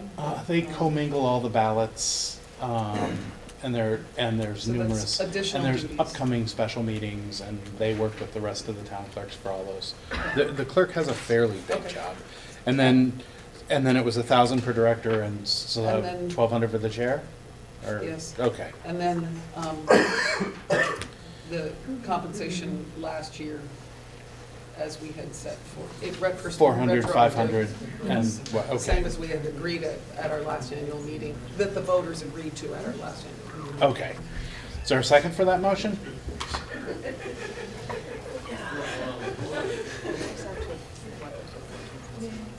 I'll second it. Okay. All right, so it's been moved and seconded. Discussion on that motion? You came in just on time. Holy Good crap. Okay, so we're working on compensation for the board going forward plus retroactively for the warning. Because our attorney has suggested that we put a number in there. It was originally moved to pay each board member $2,000 and pay the chair $2,500, both going forward and retroactively. And then pay the clerk and the treasurer each $2,500 and the moderator $500. There was a lot of discussion about that. We actually went back to the old minutes from our annual meeting that wasn't really an annual meeting because we went too quick. And we had voted in 400 for the directors, 500 for the chair, and we had followed Leland and Gray with much smaller amounts. So the motion was amended to pay that both retroactively and going forward. That amendment failed. Then the original motion to pay 2,000 and 2,500, and that motion then failed. So now there's a motion to pay retroactively what was voted at that first annual meeting, and going forward to pay each member $1,000 and the chair $1,200, and to compensate the clerk and secretary each $2,000 and the moderator $250. That's sort of based on back of the envelope math, with the current spending for compensation for all these positions being about $14,000, and that being close to that. And there's been much discussion about the ability of somebody to be on the board for very little compensation, and how to get quality board members, you have to pay for them, and so that's where we are now. Thank you. And welcome. Good summary. I apologize for being late. I do pay attention. So there's where we are. And there's a motion now to do that. We're discussing that, and then we can put that to the vote. Comments? Discussion? Okay, so So should you revisit the first motion now that Drew's here? Oh, carry on. Hmm? you mean like revote it? Well, I don't know, because No. it's like, We've okay. already taken it. All He of a wasn't sudden- here, All of we a sudden, we're discussing a topic, we get a no on that, and then we get another vote to come in. Just say it, but just keep going, Well, We'll see. We Well, were a it's a quorum, crapshoot. we voted, so, I mean, I don't know if Drew's gonna change a whole lot. So anyway, the current motion is to compensate the directors going forward 1,000 and 1,200 for the chair. This clerk and secretary, 2,000, and the moderator, 250, and retroactive pay for the board would be at the 400, 500 level, and the much smaller amount for the clerk and secretary as well. There's not been any discussion on that. Emily, you want to speak to it? I just wanted to say the same thing stands, that if the communities want to change that number on the floor, just like if it was $400 or if it was 2,000, they will be able to do that. Five different towns, 4 different towns. We have one meeting. It's Oh, an yeah. annual meeting. It'll be from the floor. All right. Anybody can do anything they want, pretty All much. right, So that's where we are. Anyone, all in favor of that motion then, please say aye. Aye. Opposed? Nay. Okay. It appears that the ayes have it. The ayes do have it. We've figured out compensation. You got that, Lori? Yes. I'm sorry. I sort of faded out here for a while. Yeah, okay. So, all right. I got it. Well, we can fill in the numbers. I will And read that's the really all we minutes, have don't to fill worry. in right now, because the rest is bottom line budget, and we haven't gotten to that section yet. Excellent. Correct? Yes, good, all right. All right, You can go to so, we can go to D. D. Howie's Bill has a here. piece of it. Beautiful. D. I was gonna do it if you weren't here, but since you're here. Yes. Just so the board knows. Thanks. We have warned a vote in Windham to exit this union district, as we are allowed to under the Vermont statutes. That's going to be coming up. Town meeting, right? Town meeting. Excuse me? Town meeting. Town meeting, I haven't been following up on all the latest I think it's details, town but pretty meeting. much, yeah, obvious town meeting. Yeah, so we are going to vote to withdraw. It's going to make things so much easier for you guys, because I won't be around. It's also going to make the budgetary process easier, because you won't have to split off high school and elementary school budgets for various people to vote in various different ways. It will simplify the life of this board immensely. You will not have to take on our elementary school and run it until the town of Windham votes to close it, which will be never. So I am just hoping that the board sees the wisdom of this, taking this route, and encourages the people in our neighboring towns to accommodate us and let us go our own way, as we have voted to do. There are, as you are aware, various lawsuits proceeding through the court system as we speak regarding these forced mergers. There's already been a postponement of merger talks, and there may be, there's stuff that's going to be happening in the next few weeks regarding this. But whatever happens up in Montpelier, this board, Jamaica, Townsend, Newfane, and Brookline voted to create this joint school district, and we in Windham really wish you the best, but we don't want any part of it. We want our high school kids to have choice.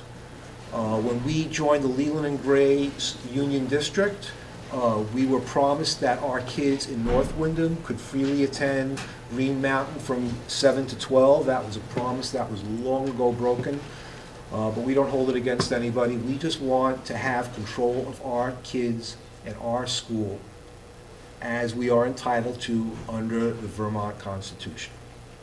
I'm sure that after withdrawing, you would still, Leland, this district will still get the majority of our high school kids as tuition students, as they choose to come here. And we would hope to have, to continue to have a good relationship with our neighboring towns and schools. So that's where we're at. Any questions? Drew? So I guess my concern is that Windham came to this board and requested that we not take any action until July 1st, and then promptly took a whole lot of action, or August 1st, and then promptly took action on your own. So you asked us to wait until the legal considerations were done, and then didn't give us the same consideration. I think this is It's not a matter of waiting for the legal things to be done. We had to file that lawsuit in that time, and whichever way that lawsuit goes, in fact, whether we are forced to join this district from K to 12, as the state would like, we are still going to be voting to get out of it. Whether the state forces us in totally or allows us to be a partial, remain here partially as high school, we don't like it. We are distressed. We're distressed that our high school kids' programs are being cut while 6th grade is being added. We are distressed about this. We are distressed about the prospect of having an outside board take our school property and run it. There's no, there's no reason. You can always see the numbers for Jamaica. I mean, Jamaica school is going to get smaller and smaller if these trends continue, and eventually will be gone. That was pretty much the prediction of what was going to happen with this board, and that's what's going to happen. Well, Windham doesn't want to be in that position. We want to control our own kids. We want to control our own school. We've done so for 200 years. Town schools are in the Vermont Constitution. Regional schools are not in the Constitution. So as far as, I don't feel that we owed, but by this board, putting off a vote to take us in, didn't mean that we owed this board, anything. I mean, it's not, that was for the benefit of the board and for us and for everybody as we evaluated our prospects. And so all we really want to do is just go our own way. And now, based on the actions that Windham takes at town meeting, we'll actually have to have the conversation about what to do about Windham, because we will have to act. Right. So we're no longer being held to your request to not act. Now we have to act. We're going to have to act. We're going to have to act. We'll have to act once we vote to withdraw, then you will have to act to either, vote to let us out or vote to keep us in. I mean, that's going to be a vote of the electorate, not the board. No, it'll be a vote of the electorate. Drew, go ahead. I understand Windham also took other steps as a board, getting authorization to sell your school building. Correct. And other things. Could you explain to this board the other steps you've taken since you requested us not to act? Yeah, we've taken every step that we could possibly take to preserve our town school. We've had a school in our town for 200 years, and we have people coming out of the woodwork saying it's suddenly unsustainable. Our school has been sustainable for 200 years, whether we've had, and this is people coming from the state. I'm talking about the state, Act 46, the whole presumption of these forced mergers is that somehow the existing situation is unsustainable. Well, our school is very sustainable. There's no reason for us to merge. Emily. Just for clarity, the Articles of Agreement, regardless of the votes that took place, but the Articles of Agreement actually say that no school, because you're saying school, and I'm not sure whether you mean school or district, but no school can be closed without a positive vote of that community. So, when you say we can't, we're making an assumption, or someone's making an assumption that the school isn't sustainable. I'm not sure what you mean by that, because this board doesn't have the authority to close that school. As a board that has to administer several buildings, this board is going to be coming up against some serious financial constraints that we're already seeing. Okay, at some point, the taxpayers, the taxpayers are going to say, no, we cannot afford to run all these. This board. To run all these schools. And then the logical thing is the smallest school is going to be closed. But that would only happen if Windham voters made that decision. Well, it's very easy to make the school so unappealing that the voters would gladly vote to close it. I mean, that's a no-brainer. I mean, you could just keep whittling away. You take away the 6th grade. Sustainable. If you take away the 6th grade and you take away the preschoolers and you take away this and you take away that, that would make it unsustainable. Well, that's what's going to happen, so it's not sustainable? What do you mean? That's what's going to happen. If we are merged, we're going to lose. You guys already decided that 6th grade is going to be out of the elementary This isn't really a conversation we need to have. I mean, I'm just answering the we know what's going on. We're gone far afield from what we're doing here. We've got the information. We may need to act at some point. That was exactly where I was going. I wanted to thank Callie for the information, but based on the hour and we shouldn't be discussing. We should be listening. Right. So, Drew, go ahead. I'd like to reconsider the vote that we made to put this discussion off until August. I'd like to move that we reconsider that vote and that we put it on our next agenda so we can actually have this discussion. What vote? We voted to not discuss Windham until August. pending your lawsuits. I think you have made significant changes in Windham by warning votes that this board needs to take it up, and I am moving that we reconsider that decision now so that we can put it on the next agenda. Is there a second to that motion? I'll second it. Okay.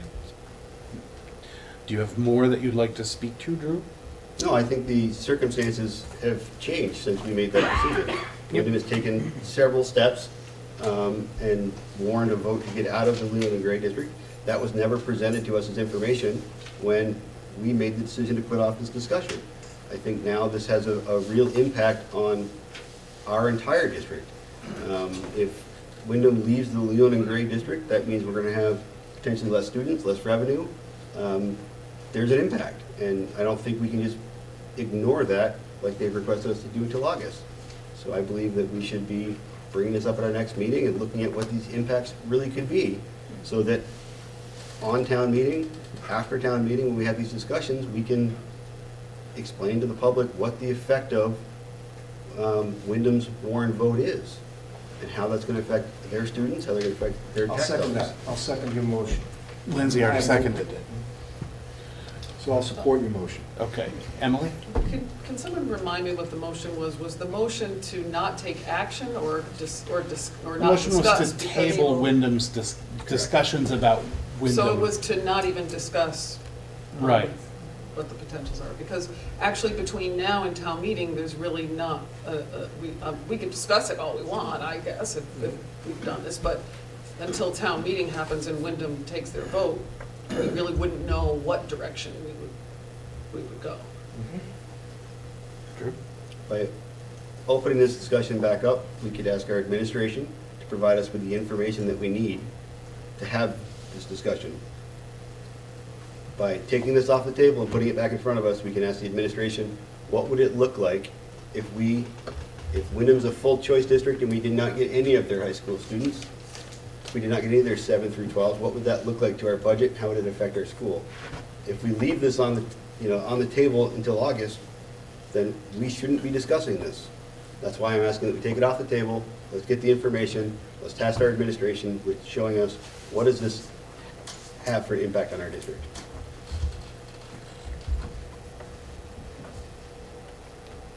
Anybody? I mean, I agree we should get these facts in place. I don't think that we can really do much about a course of action until Wyndham, we need to wait until town meeting and see what their vote, what the results of their vote are.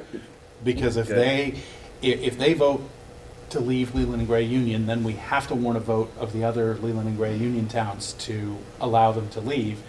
And then we need to probably do a little explanation of, if they leave Leland and Gray, we should probably vote them out of the West River District as well. And if we decide that we don't want them to leave Leland and Gray, then we need to be able to explain to our voters whether it's better to vote them into the West River District of the forced merger versus vote them out of that, and how that all works. And you're right, we do need to gather some facts so that we can give our, the West River District voters those facts, because those vote, that will go to them for votes. So yeah, I think that makes sense. Yeah, and I agree too. I mean, there's nothing wrong with discussing this stuff and getting the facts and the information out there, because it's going to be an equation, because this district will have to take on you're going to have to balance, when deciding to whether to let Windham out or not, you have to balance the cost of running Windham Elementary School against the revenue you might lose by losing a certain number of high schools, 7 through 12 kids who might not opt to go to Leland and Gray. But for the most part, we would be tuitioning our kids here, and and you wouldn't have to run our elementary school. You wouldn't have to take on another building as far as your costs here. So I'm all in favor of looking at it, because I think it's actually to the advantage of this district financially to let us go. I don't see any positive results, impact of forcing us to become part of this district. I just don't see it. You have a question, Ken? No, I got some clarification. Originally, the discussion was there was no more talk or to table everything, because it was, would we accept Windham into the district completely was the original, that was the original conversation. But as for right now, they're asking to exit Leland and Gray, okay? That is not this board. They're No, also no, no. asking to Wait, exit no. this board as well. But no, but if, This if, district as if well. your town wants a vote to leave Leland and Gray, The only reason Leland Gray's on that vote is because there's a question of whether Leland Gray has been legally dissolved. exactly, It Leland and hasn't been Gray, Leland and resolved Gray. yet. It's on both. West So we've River and covered Leland both. and Gray are on the warning. Yes. So this Yes. board is intimately. Right. This board is Right. part of it, Leland and Gray is also part So- of it. So we had to just cover our ass because You had technically. it, right, but but technically, if you voted before June 30th of this year, you don't have to come to this board, because you're voting to leave Leland and Gray. Leland and Gray is still functioning, right? It's still a governing board, correct, Bill? It's just, their warning is to leave this and Leland and Gray, so this board has to weigh in on it. Right. It's because Covered both if bases. they had warned it just at Leland and Gray. But either way, the correct. same voters are gonna vote on it. They are. I'm just, Okay. Well, you know, in the past for the whole district, Windham wanted out of the district. And for years and years, Windham said they needed to get out of the district, they were better off. And eventually, finally, they turned around and This isn't really. How is this germane to the motion because, on the table? because all this stuff, let these people do what they're gonna do. It's their town. That's all I'm saying. Okay. Any more discussion on Drew's motion, on the motion? I'm sorry. Okay, so all in favor of, yep, He's about to. I'm gonna try. All in favor of taking the motion, picking the Windham discussion back up off the table, so that we can work with our administration to find out what the possibilities would be based on Wyndham's warned actions, is essentially the motion. So all in favor of that, please say aye. Aye. Opposed? Abstentions? Motion carries. All right. So the next step is to get Bill and Lori and if you guys could take a little time and start looking at for a meeting, probably I would say, our February meeting, what it would look like, the scenarios of Windham in, out, partial, whatever, just the basic financial data, and we'll probably have more questions from that. All right. The building committee report, there isn't really one. We were pulling together a list of what needed to be done, and with the exception of the replacement of the wood boiler, the only really, the answer from the, sort of building folks was, we're gonna do what maintenance pops up and screams to be done. It's not necessarily planned maintenance, it's just this is what's gonna be the annual required maintenance going along. And we had cut $700,000 to almost $700,000 out of that budget. no. You were at 7. Oh, we cut $300,000. I'm sorry, I got my numbers reversed. It's really late. You cut it down. Do you have a question, Ken? Well, I do. Back in the summer, it was brought up that all the schools should have backup generators. And I informed the board, and I was told that this is the building committee's privy, since it has to do with buildings, is to look into the state grants for. We have not done that yet. There are no state grants. We have not done that yet. It's the building committee basically took what we needed to do to run the buildings that we're going to run for the next year, with the bare minimum, and we were not looking to invest any additional money in any of those buildings until we decide what we're going to have going forward. I mean, You know, choice, you know, you guys are saying we're gonna end up closing the school because it won't become viable. I mean, we may have a conversation about whether a building runs or not. We may get state construction aid back from the legislature and look at something new. You know, there are a lot of possibilities. So we didn't look at doing anything like that this year, but it's still on the building committee's agenda and we'll figure it out. I know some of them have them and some of them don't, so. These are emergency placement buildings. Okay? There's a disaster. They need to be equipped. Yeah. We'll put it on the next building committee agenda, but I don't think it's gonna go in this budget. Well, I would check in, what I would say, all I'm saying is I would go do my homework and find out what grants are out there, because I know there's the match grants and everything else that are out there, that if you don't take advantage of them, you lose them. Lori, can you see if there are any grants for emergency generators, please? Thank you. Sorry. Sure. Yes, Are we done with building code? unless you had something to add. I don't. All right. But I'm wondering if we can switch B and C, since we've had some people in the room waiting for C for quite some time. Sure, we could probably switch B and C, unless anybody has a real problem with that, because I don't know if C should go fairly quickly. Yeah, I don't know if one impacts the other, but if it can be taken up first, I think it's time to. C does not, there's no money in C. Okay, so we had a Ken, you want to explain what the question was from the Newfane Select Board? Yeah, well, I have a representative from the Newfane Select Board right here, if you would like to ask them, but I'll tell you. Sure, you want to explain what your question was? We think we know. I think Ken, if You you want me to could. take care of it? Yes, I do. Okay. And then we can say something. but you- Citizens of Newfane and actually some of Brookline are concerned that, you know, all the land that the solar field is on should go back to the town.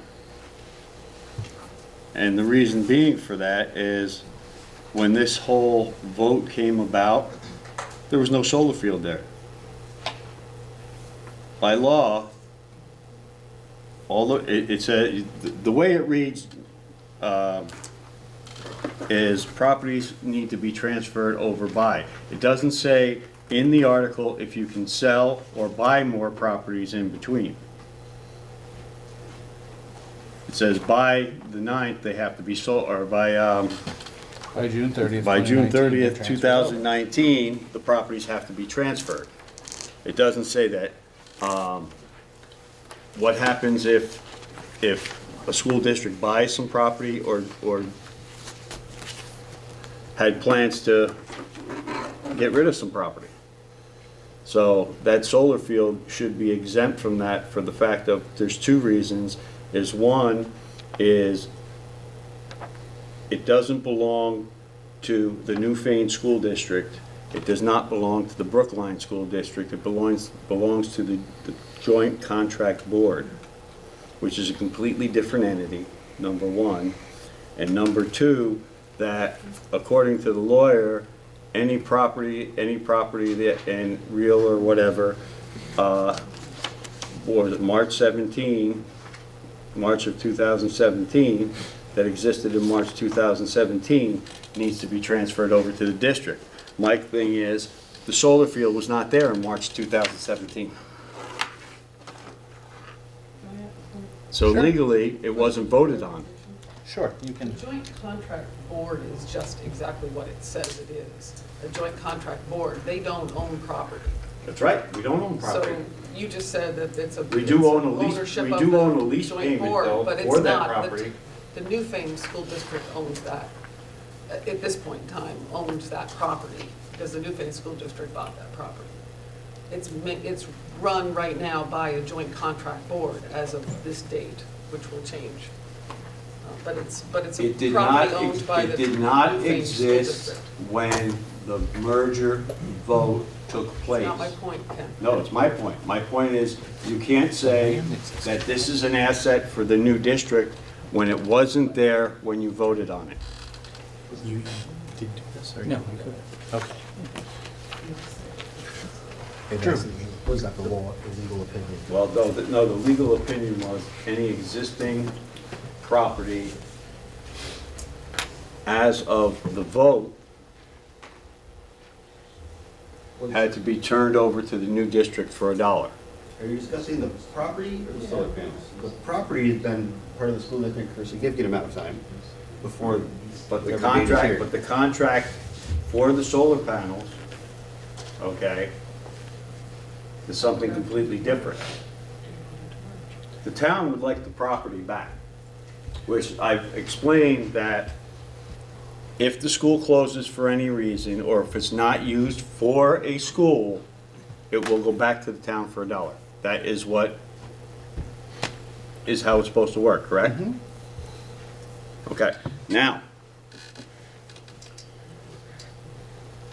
I don't know if I can legally do anything about that. The town would like this board to give it the property that the solar field is on. Make a motion. Okay? I think we would need to talk with, well, And I'm gonna say this because it was, I'm talking about, it was like 9 years of work between the two towns, okay, that worked together to create, and everybody's taking off from the field, so you're all benefiting from it anyway. You're not gonna reduce you got reduced costs on your electric. All we wanna do is retain that property. You're not gonna educate kids on it. okay, so we need to go back to the attorney and discuss whether or not the property was owned by the property is owned by the school district and was owned by the school district for quite some time, and then the solar field was constructed on it. And we need to figure out, like, if somehow that construction happened after a date certain where the vote happened before the solar field was constructed. Correct. So does that then change the rights to the ownership of the solar field? But even if it did, and this is all for the attorney, but even if it did change the rights to the actual panels, the land was always the elementary school's land. So, or was the elementary school's land for, It was when the merger happened. it was when the merger happened. So the land is definitely in that pool of what comes to us, just the panels on it aren't. Who owns the So, panels? who owns the I don't, Who owns the solar panels? They're leased. they're leased. They're leased. So nobody So owns. So nobody And- owns By the those, district. right? And all the boards signed a 20-year contract for the solar credits. too, Right. Just to keep that in mind, so that should be a question for the, Right, we should. who owns that contract? Right, we need to get clarification from the attorney before we can actually answer this. You have a question? I have a comment. There's two parcels of land. There's the original parcel, and then there's a parcel that was bought from the Lions Club. And the differentiation between those needs to be dealt with. The second thing is that when the Lions Club land was purchased and was brought into the school district, it's my understanding that it was also, just the understanding it was going to be for a recreational field. It's sitting on a substantial amount of gravel, and our current gravel pit is running out. The estimate is it's over $1 million worth of gravel in there. Newfane doesn't really want to give that to the state. The third issue is the solar field, and what Newfane wants to do is to retain the lease payments, since they're the ones that put it together and they're the ones that made the investment. So there's three issues there. So Newfane, the town would then retain the entire lease payments, or just the lease payments that the Newbrook School District has? That's Because what somebody else could. all the schools signed that 20-year lease to get those payments. No, the credits, The credits. we all, no matter what happens, we all get the credits. The solar field has to stay there for 20 years. Gotcha. Okay? It has to stay there for 20 years. And that's another thing is, they were doing this position for a building coordinator and transportation coordinator or whatever it was, and in there they had maintained the solar field. For the next 20 years, that solar field does not have to be maintained. Nothing needs to be done with that. That was the purpose of the lease, was they leased the land, they maintained the equipment, so it would not cost the taxpayers any money. Gotcha. So we need to determine ownership of the land, ownership of the lease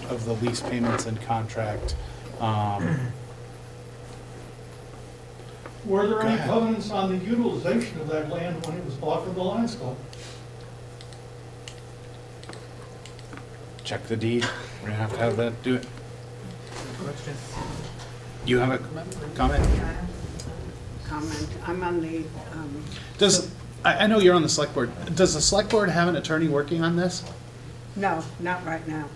I mean, it would Because seem we to me had- that if we had the Newfane attorney speaking with our attorney, they could probably work this out pretty easily rather than having, a bunch of non-legal minds figure this Yeah. out. I mean, that is a good possibility. At the point, Ken was good enough to come to our select board meeting a few weeks ago, and at that time, with his explanations about it, and also hearing from the board and citizens what they feel about this, Ken had offered to talk to an attorney, right?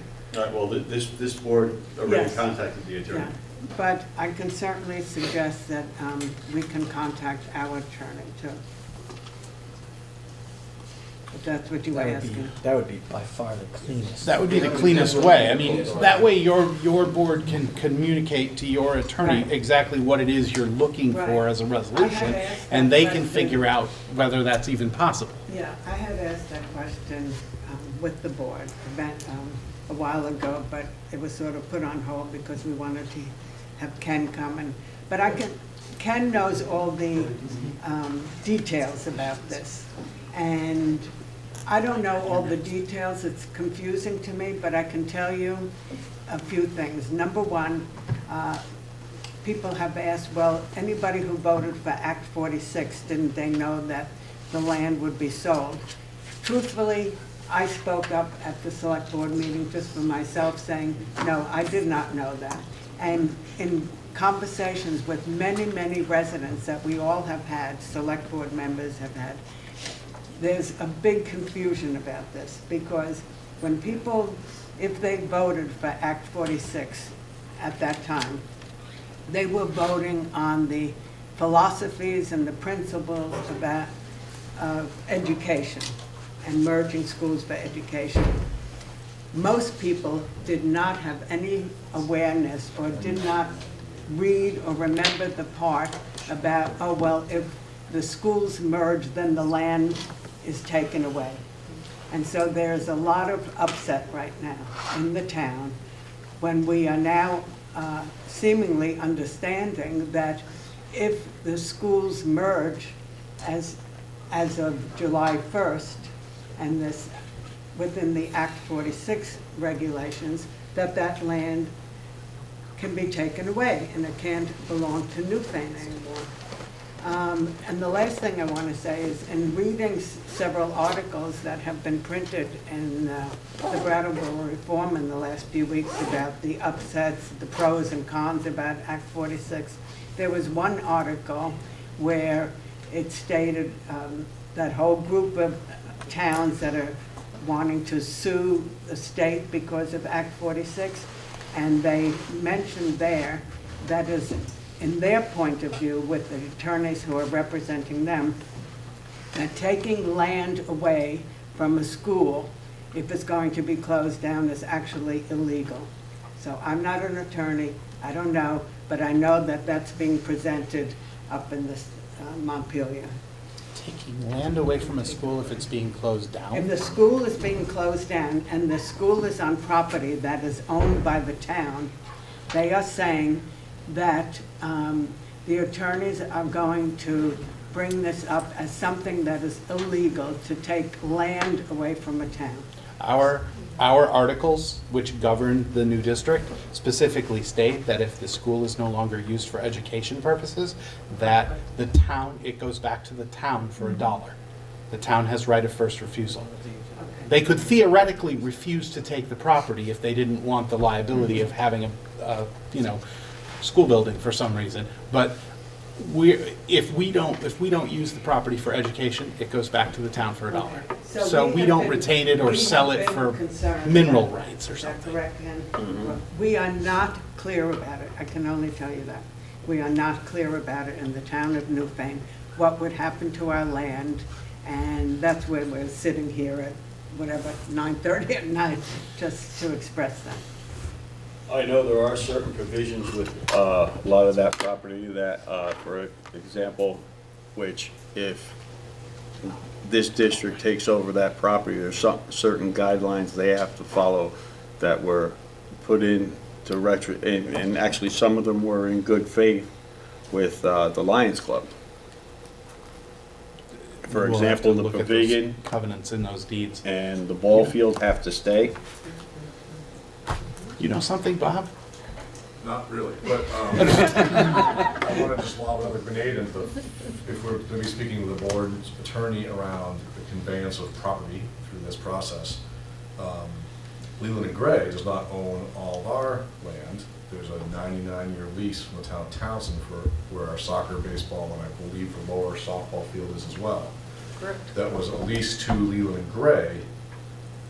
That should probably be explored, how that gets conveyed, since it's a lease from the town of Townsend, if you're gonna be talking about the lawyers. Probably don't want any surprises about that one later on. We just have to amend the lease, but Just something to be thinking Yeah. We're halfway or more through. how long, how far into the lease are We're we? halfway through. I'm guessing it was in 68 or 9 when the school Okay, was so created. halfway. The union school was created. A little Okay. more. Okay, thank you. All right, well, we have a bunch of questions to go back to our attorney with, and I guess we'll keep talking about this, and we'll But try and figure out what's gonna Like I happen. said, it's not, the main important thing here about the lease payments for that solar field is that solar field wasn't there to be counted as a loss to the taxpayers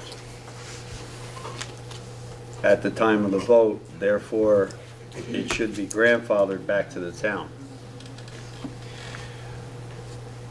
If the lease payments went to the town, but the land stayed with the district, Where do the lease payments go now?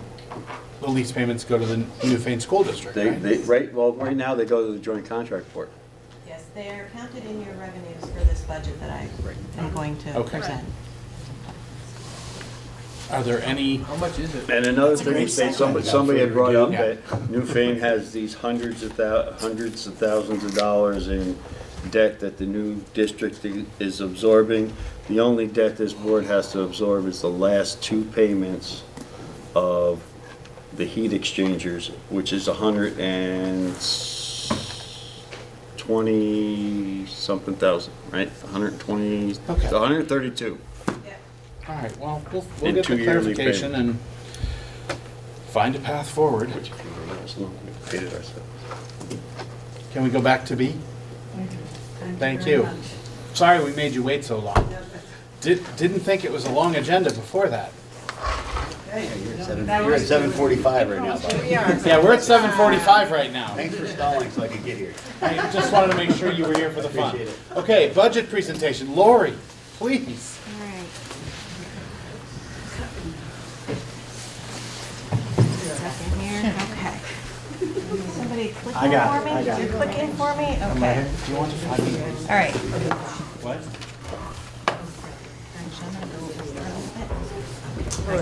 Yeah. Bill's got it. Okay. So you can't use the clicker, you have to use the arrows. Right there. Right here is like awesome. Okay. Miss Chelsea. All right. As we dive into this budget presentation, I'm sorry I hit my back to some of you, and the projected tax rates, I want to issue a disclaimer right up front, okay? This presentation is only to provide an estimate based on the information that I had on Saturday morning. We have not gotten finalized equalized pupils yet. Career Center, 6th semester averages. We haven't gotten a solidified small schools grant. And then there's some other smaller things that, but I just want you to understand that this is the best I can do right now, and I know we're coming up against a needing to approve a budget and get it, ready for town meeting, or the annual meeting. Okay, next slide. So let me talk quickly about the change between the first and second budget, this draft. The first one was presented by level of education, which it had a district-wide expense category, if you remember. So things were combined that could be combined, transportation, that type of thing. There was a projected $1.1 million increase from the fiscal year 19 combined budgets. And then we identified the major increases: salary, benefits, food service, building operations, and some changes in the assessments. Okay? So the second draft is going to be presented, which I'll pass out in a second, by pre-K elementary and secondary. This was due to the Article 17 of the Articles of Agreement. So this is how the budget needs to be voted on and presented. It represents the results of the pre-K elementary school choice with the reduction the bill talked about of a 1.0 teaching position and a 0.5 principal position. So the projected increase, overall increase, is about $562,000, about 5%. And this will also include some revenue assumptions. Okay. Okay, so let's pull it all together. So what does this budget represent from a budgetary perspective? So it has negotiated increases, healthcare increases, increases in the assessments or purchase services, which come through the SU. Most of that is in the special ed area. It includes the food program, the subsidy, and also provision to investment. It includes the facilities, upkeep, and investment, and an overall reduction of 4.25 FTEs, which we talked about earlier. A decrease in audit expense, and then there are some decreases in the assessments and purchase services. There's always increases and decreases. So, can you go back 1 second? So the board asked me to sort of put this into context of, and you'll see when I pass out the summary that, $562,000, what is that made up of? So primarily, that is the $332,000 of the facilities investment, and then the increase in assessments, mainly pointing to special ed. So when you look at those two numbers and you pull them out, we're talking essentially a flat budget. Go ahead. Sorry. Okay, so this one is about revenue assumptions, the education spending. This is what you are taxed on, right? So I took all the revenue assumptions from fiscal year 19 and added them up, and then fiscal year 20. And the comparison is an increase of 10% in education spending. So that is what you're being taxed on. So it's important to kind of think about this in terms of, and we'll talk about it in a later slide, but there were some districts that used fund balance to lower or artificially reduce their ed spending. And then there was also some governor's money that also plays into this. And so, yeah, so we'll talk about that a little bit more as we keep going on. Okay, I want to take a little side road here. I talked about this with the budget committee, and I think it's important to stop and think about what were the financial benefits of merging, of voluntarily merging. That's an important distinction, not being forced to merge, okay? So the small schools grant is estimated at about $178,000, which is about 7 cents on the tax rate. The hold harmless protection. So if you had not had that hold harmless protection, your equalized pupil would have dropped to 512, but with the protection, it holds at 519. Tax rate incentives, the 8642. And then the transition grant actually is not, it doesn't directly affect your budget, but however, there are expenses to transitioning, and those would have been added to your budget at some point. So I just want to really stop and think about this. This is 20 cents that, because you voluntarily merged, weren't forced, that are the tax benefit for West River. That the other taxpayers in the state have to make the slack on. Okay, let's keep going here. All right, so getting to a cost per student. So you've seen this before, so I'm just going to quickly go through this. The expenses are going to come in at 11.8. as we know them right now. We have offsetting revenues, which are tuition, any type of local money, grant money,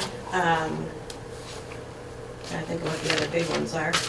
Mainly it's tuition. So it gives you the ed spending money that I talked about before. Now the equalized pupils came in at 519. I was predicting around 510 without Windham, so we were pretty close here. We do include Windham's secondary of 8.8 equalized pupils right now. So to give you some context to the earlier conversation.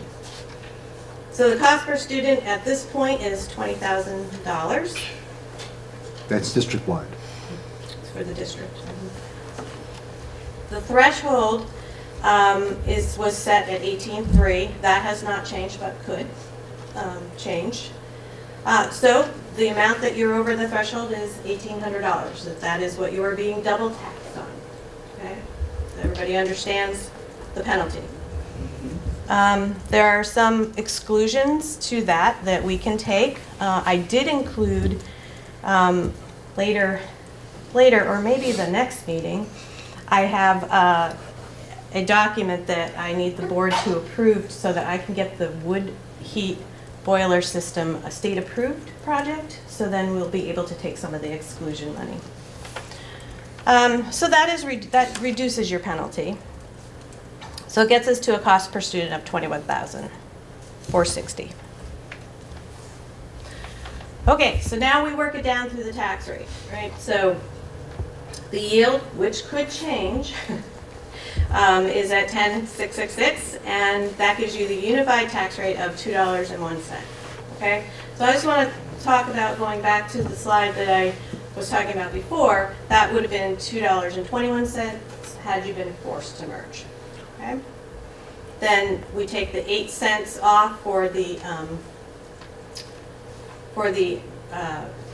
incentive, and this gives you your unified tax rate of $1.93. Okay, so now, again, this slide should look familiar to you because I put it up there before. Who does it affect? It affects everybody in the town, these towns right here. How does it affect them? It affects them based on the property taxes, based on your house and 2 acres, and it also affects them by income sensitivity. Okay. So now the one thing that has come in and seems to be solid right now are the CLAs. So these are the updated CLAs. So your unified tax rate is $1.93, and we have to work it through the tax rates. So there were some fluctuations. Brookline actually went up, which we'll see a little bit later on, and Townsend actually took a pretty good hit this year. Okay, so we're going to talk about Brookline real quickly here. So Brookline is up 13 cents. Their CLA increased from 95 to 100, which helped them in this case. Okay, Jamaica. Jamaica is up 11 cents. They actually were pretty steady in their CLA. Right around 101. And Newfane's up 22 cents. Newfane's CLA did increase just a little bit, but not that much. It was pretty steady. Townsend is up 14 cents. So their CLA decreased from 108 to 99. So that was a big hit to Townsend this year. So what are the year-over-year tax rate increases? What are their contributing factors, right? So it's not just about that your budget is up $562,000, right? There are other factors that play into this. There's the use of the 19 fund balances to reduce tax rates. There's the governor's use of one-time money, that was the $58 million. The increase in overall expenses, and then changes in CLA. So all of these play a factor. Is, if the governor did not put in the one-time money, then you were looking at your tax rate last year may have been right around like 5 cents or so, depending on the CLA, higher. So when you're comparing from year to year, you have to keep those things in mind. You have to keep in mind that Some of the districts used fund balance to artificially lower their tax rate or to level their tax rate. Or to actually one district used it to just keep under the threshold so they didn't pay a penalty. So that is where we are at with this current budget, which I will pass out. Is that the last slide? Might be. Ah, no, what are the variables? Well, we talked a lot about the variables. The yield can go up or down. The per pupil threshold can be changed. The equalized pupil count will change. 100% will change. The numbers are not in yet. And then the governor and the legislature can make decisions that will affect these tax rates. Lord, I have a question. Sure. Wasn't there a safeguard in place from the state saying that something about we couldn't exceed 5%? There's the 5% threshold either way. I have not heard about how that is going to play into this yet. Again, another missing piece of information. There's a lot of missing pieces of information right now. It was 5% up or down. I thought that the governor's money, wasn't that about 9 cents or something? Or? It depends on, what So- your district was. Okay. It's different for everybody. But conceivably, if that doesn't repeat, then we're looking at an additional 9 cents possibly. No, that's just saying that if the governor didn't infuse the money last year, your tax rate would have been higher. Right. So to compare it to this year, for Townsend, it was, 14 cents. May have only been a 10 cent or, 9 cent increase over last year because of that. But that money won't be there again, that's it. Next year, we have to eat all of it. This is the second year in a row. Oh, okay. Yeah, I'll make no predictions on anything. At some right now. point, we're gonna have to eat it. So It is artificially done. it is absolutely artificially lowering the tax rate. Yes. So the next year, it bumps up higher, So do you guys have any other questions? Now, I did present to you a summary budget, which the detailed one will be up on the website. So if you have any other questions, I'm trying to keep it somewhat brief. It is on the back page of the budget, on page 2. You will see that it's broken down by cost per pupil by primary and secondary. So those are the numbers based on this budget right here, based on the information we have today, that will go into your warning that you have.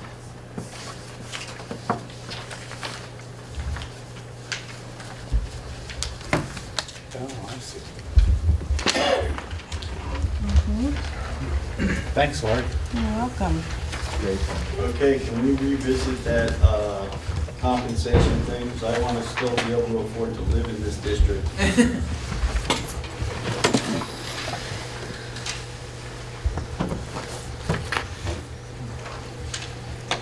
So you want a bigger raise?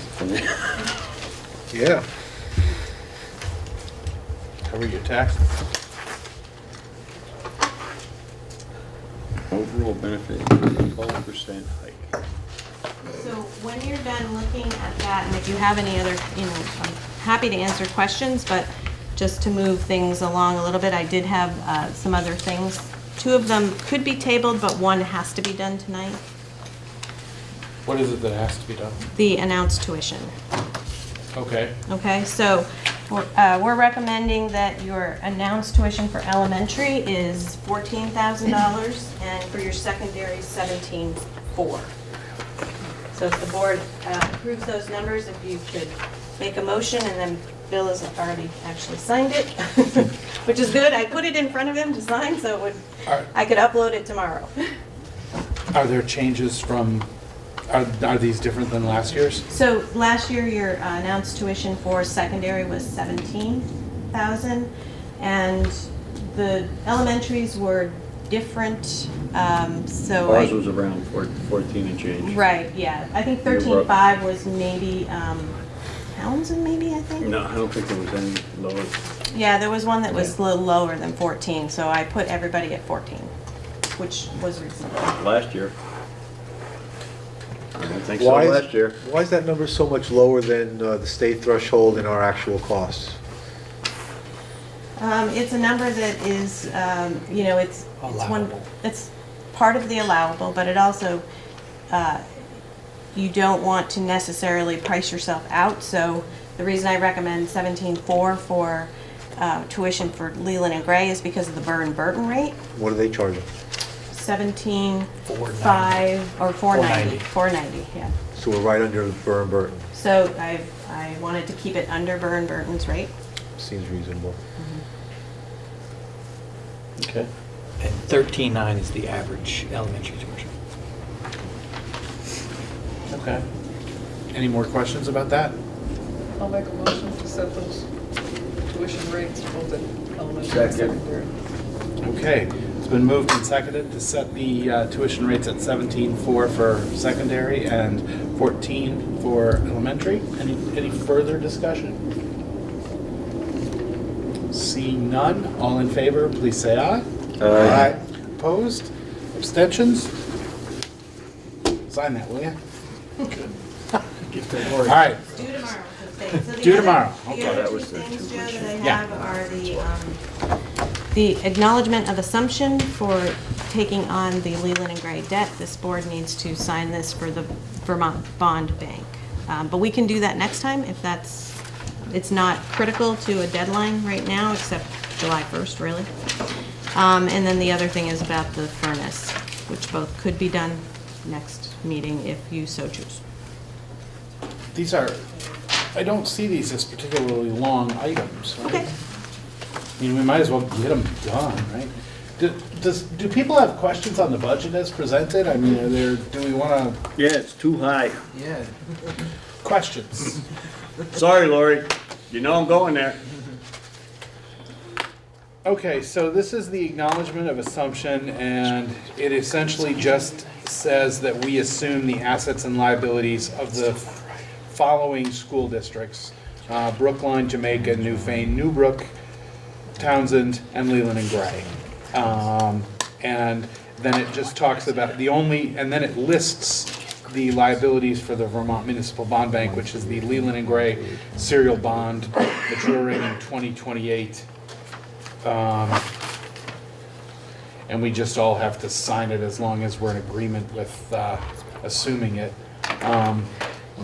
Yes? I do move we table this. Anything I have to sign, I really want to be conscious for. Okay.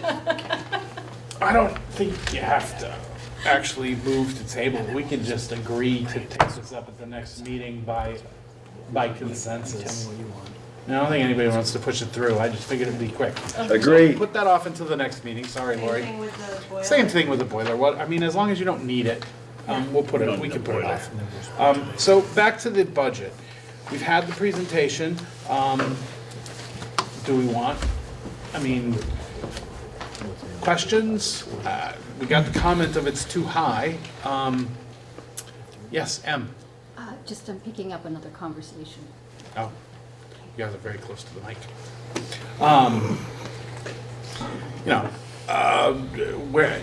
We can, if we don't put this budget out tonight, then we have to meet in a week to put out a budget so that we can get the warning done in time. So we can either,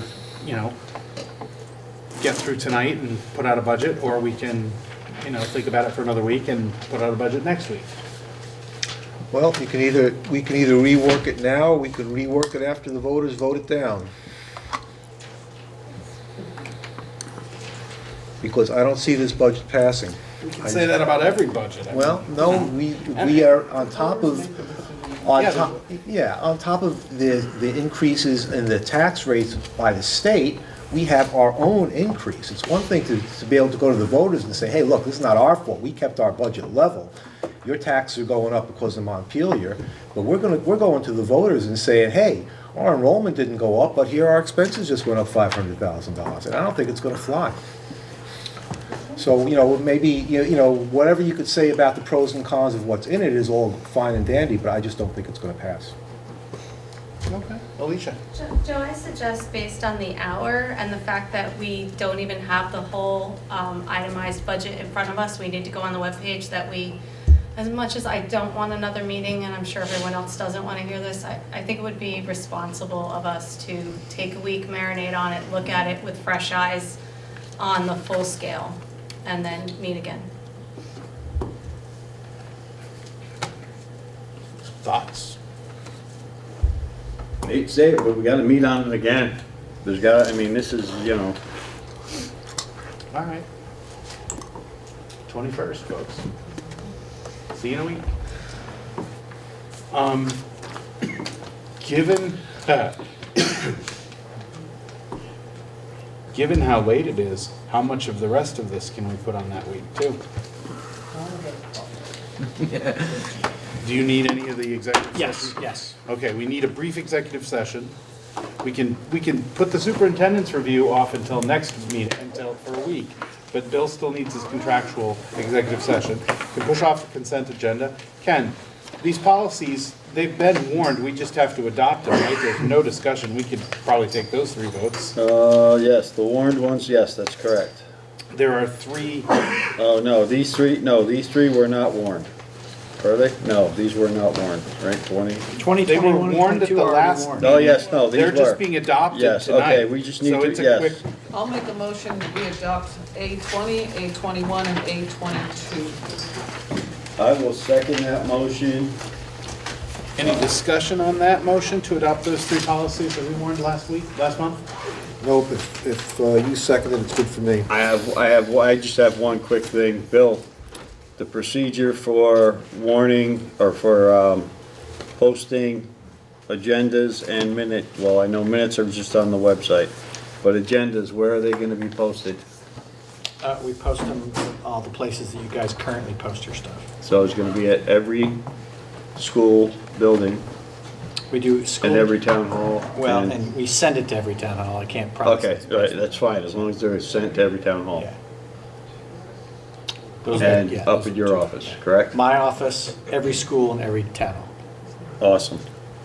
Thank you. Okay, so all in favor of the motion to adopt A20, A21, and A22? Aye. Opposed? Abstentions? The ayes have it. We have 3 new policies. I'm gonna make a motion to approve the consent agenda because I think it's smart for us to get it done. And I'd second that motion, All right. if it were to be made. The motion has been made. Doesn't really need a second. All in favor of approving the consent agenda, please say aye. Aye. Oh, you mean opposed? 30 abstentions? We got it. All right, so the last thing, we will be meeting on February 21st at 7 o'clock. January. I'm sorry, January. February, no, that's good. Yeah, sorry. No, don't add one. It's late and I took my glasses off for a second, sorry. We will be meeting January 21st and we will need to get a budget and a warning done that night. So we just need a executive session for contractual matters, we just need the motion. Move to an executive session. Second. All in favor of going into executive session, please say aye. Aye. Can we just go into a classroom? We're back. Somebody needs to make a motion. I'd like to make a motion to accept the superintendent's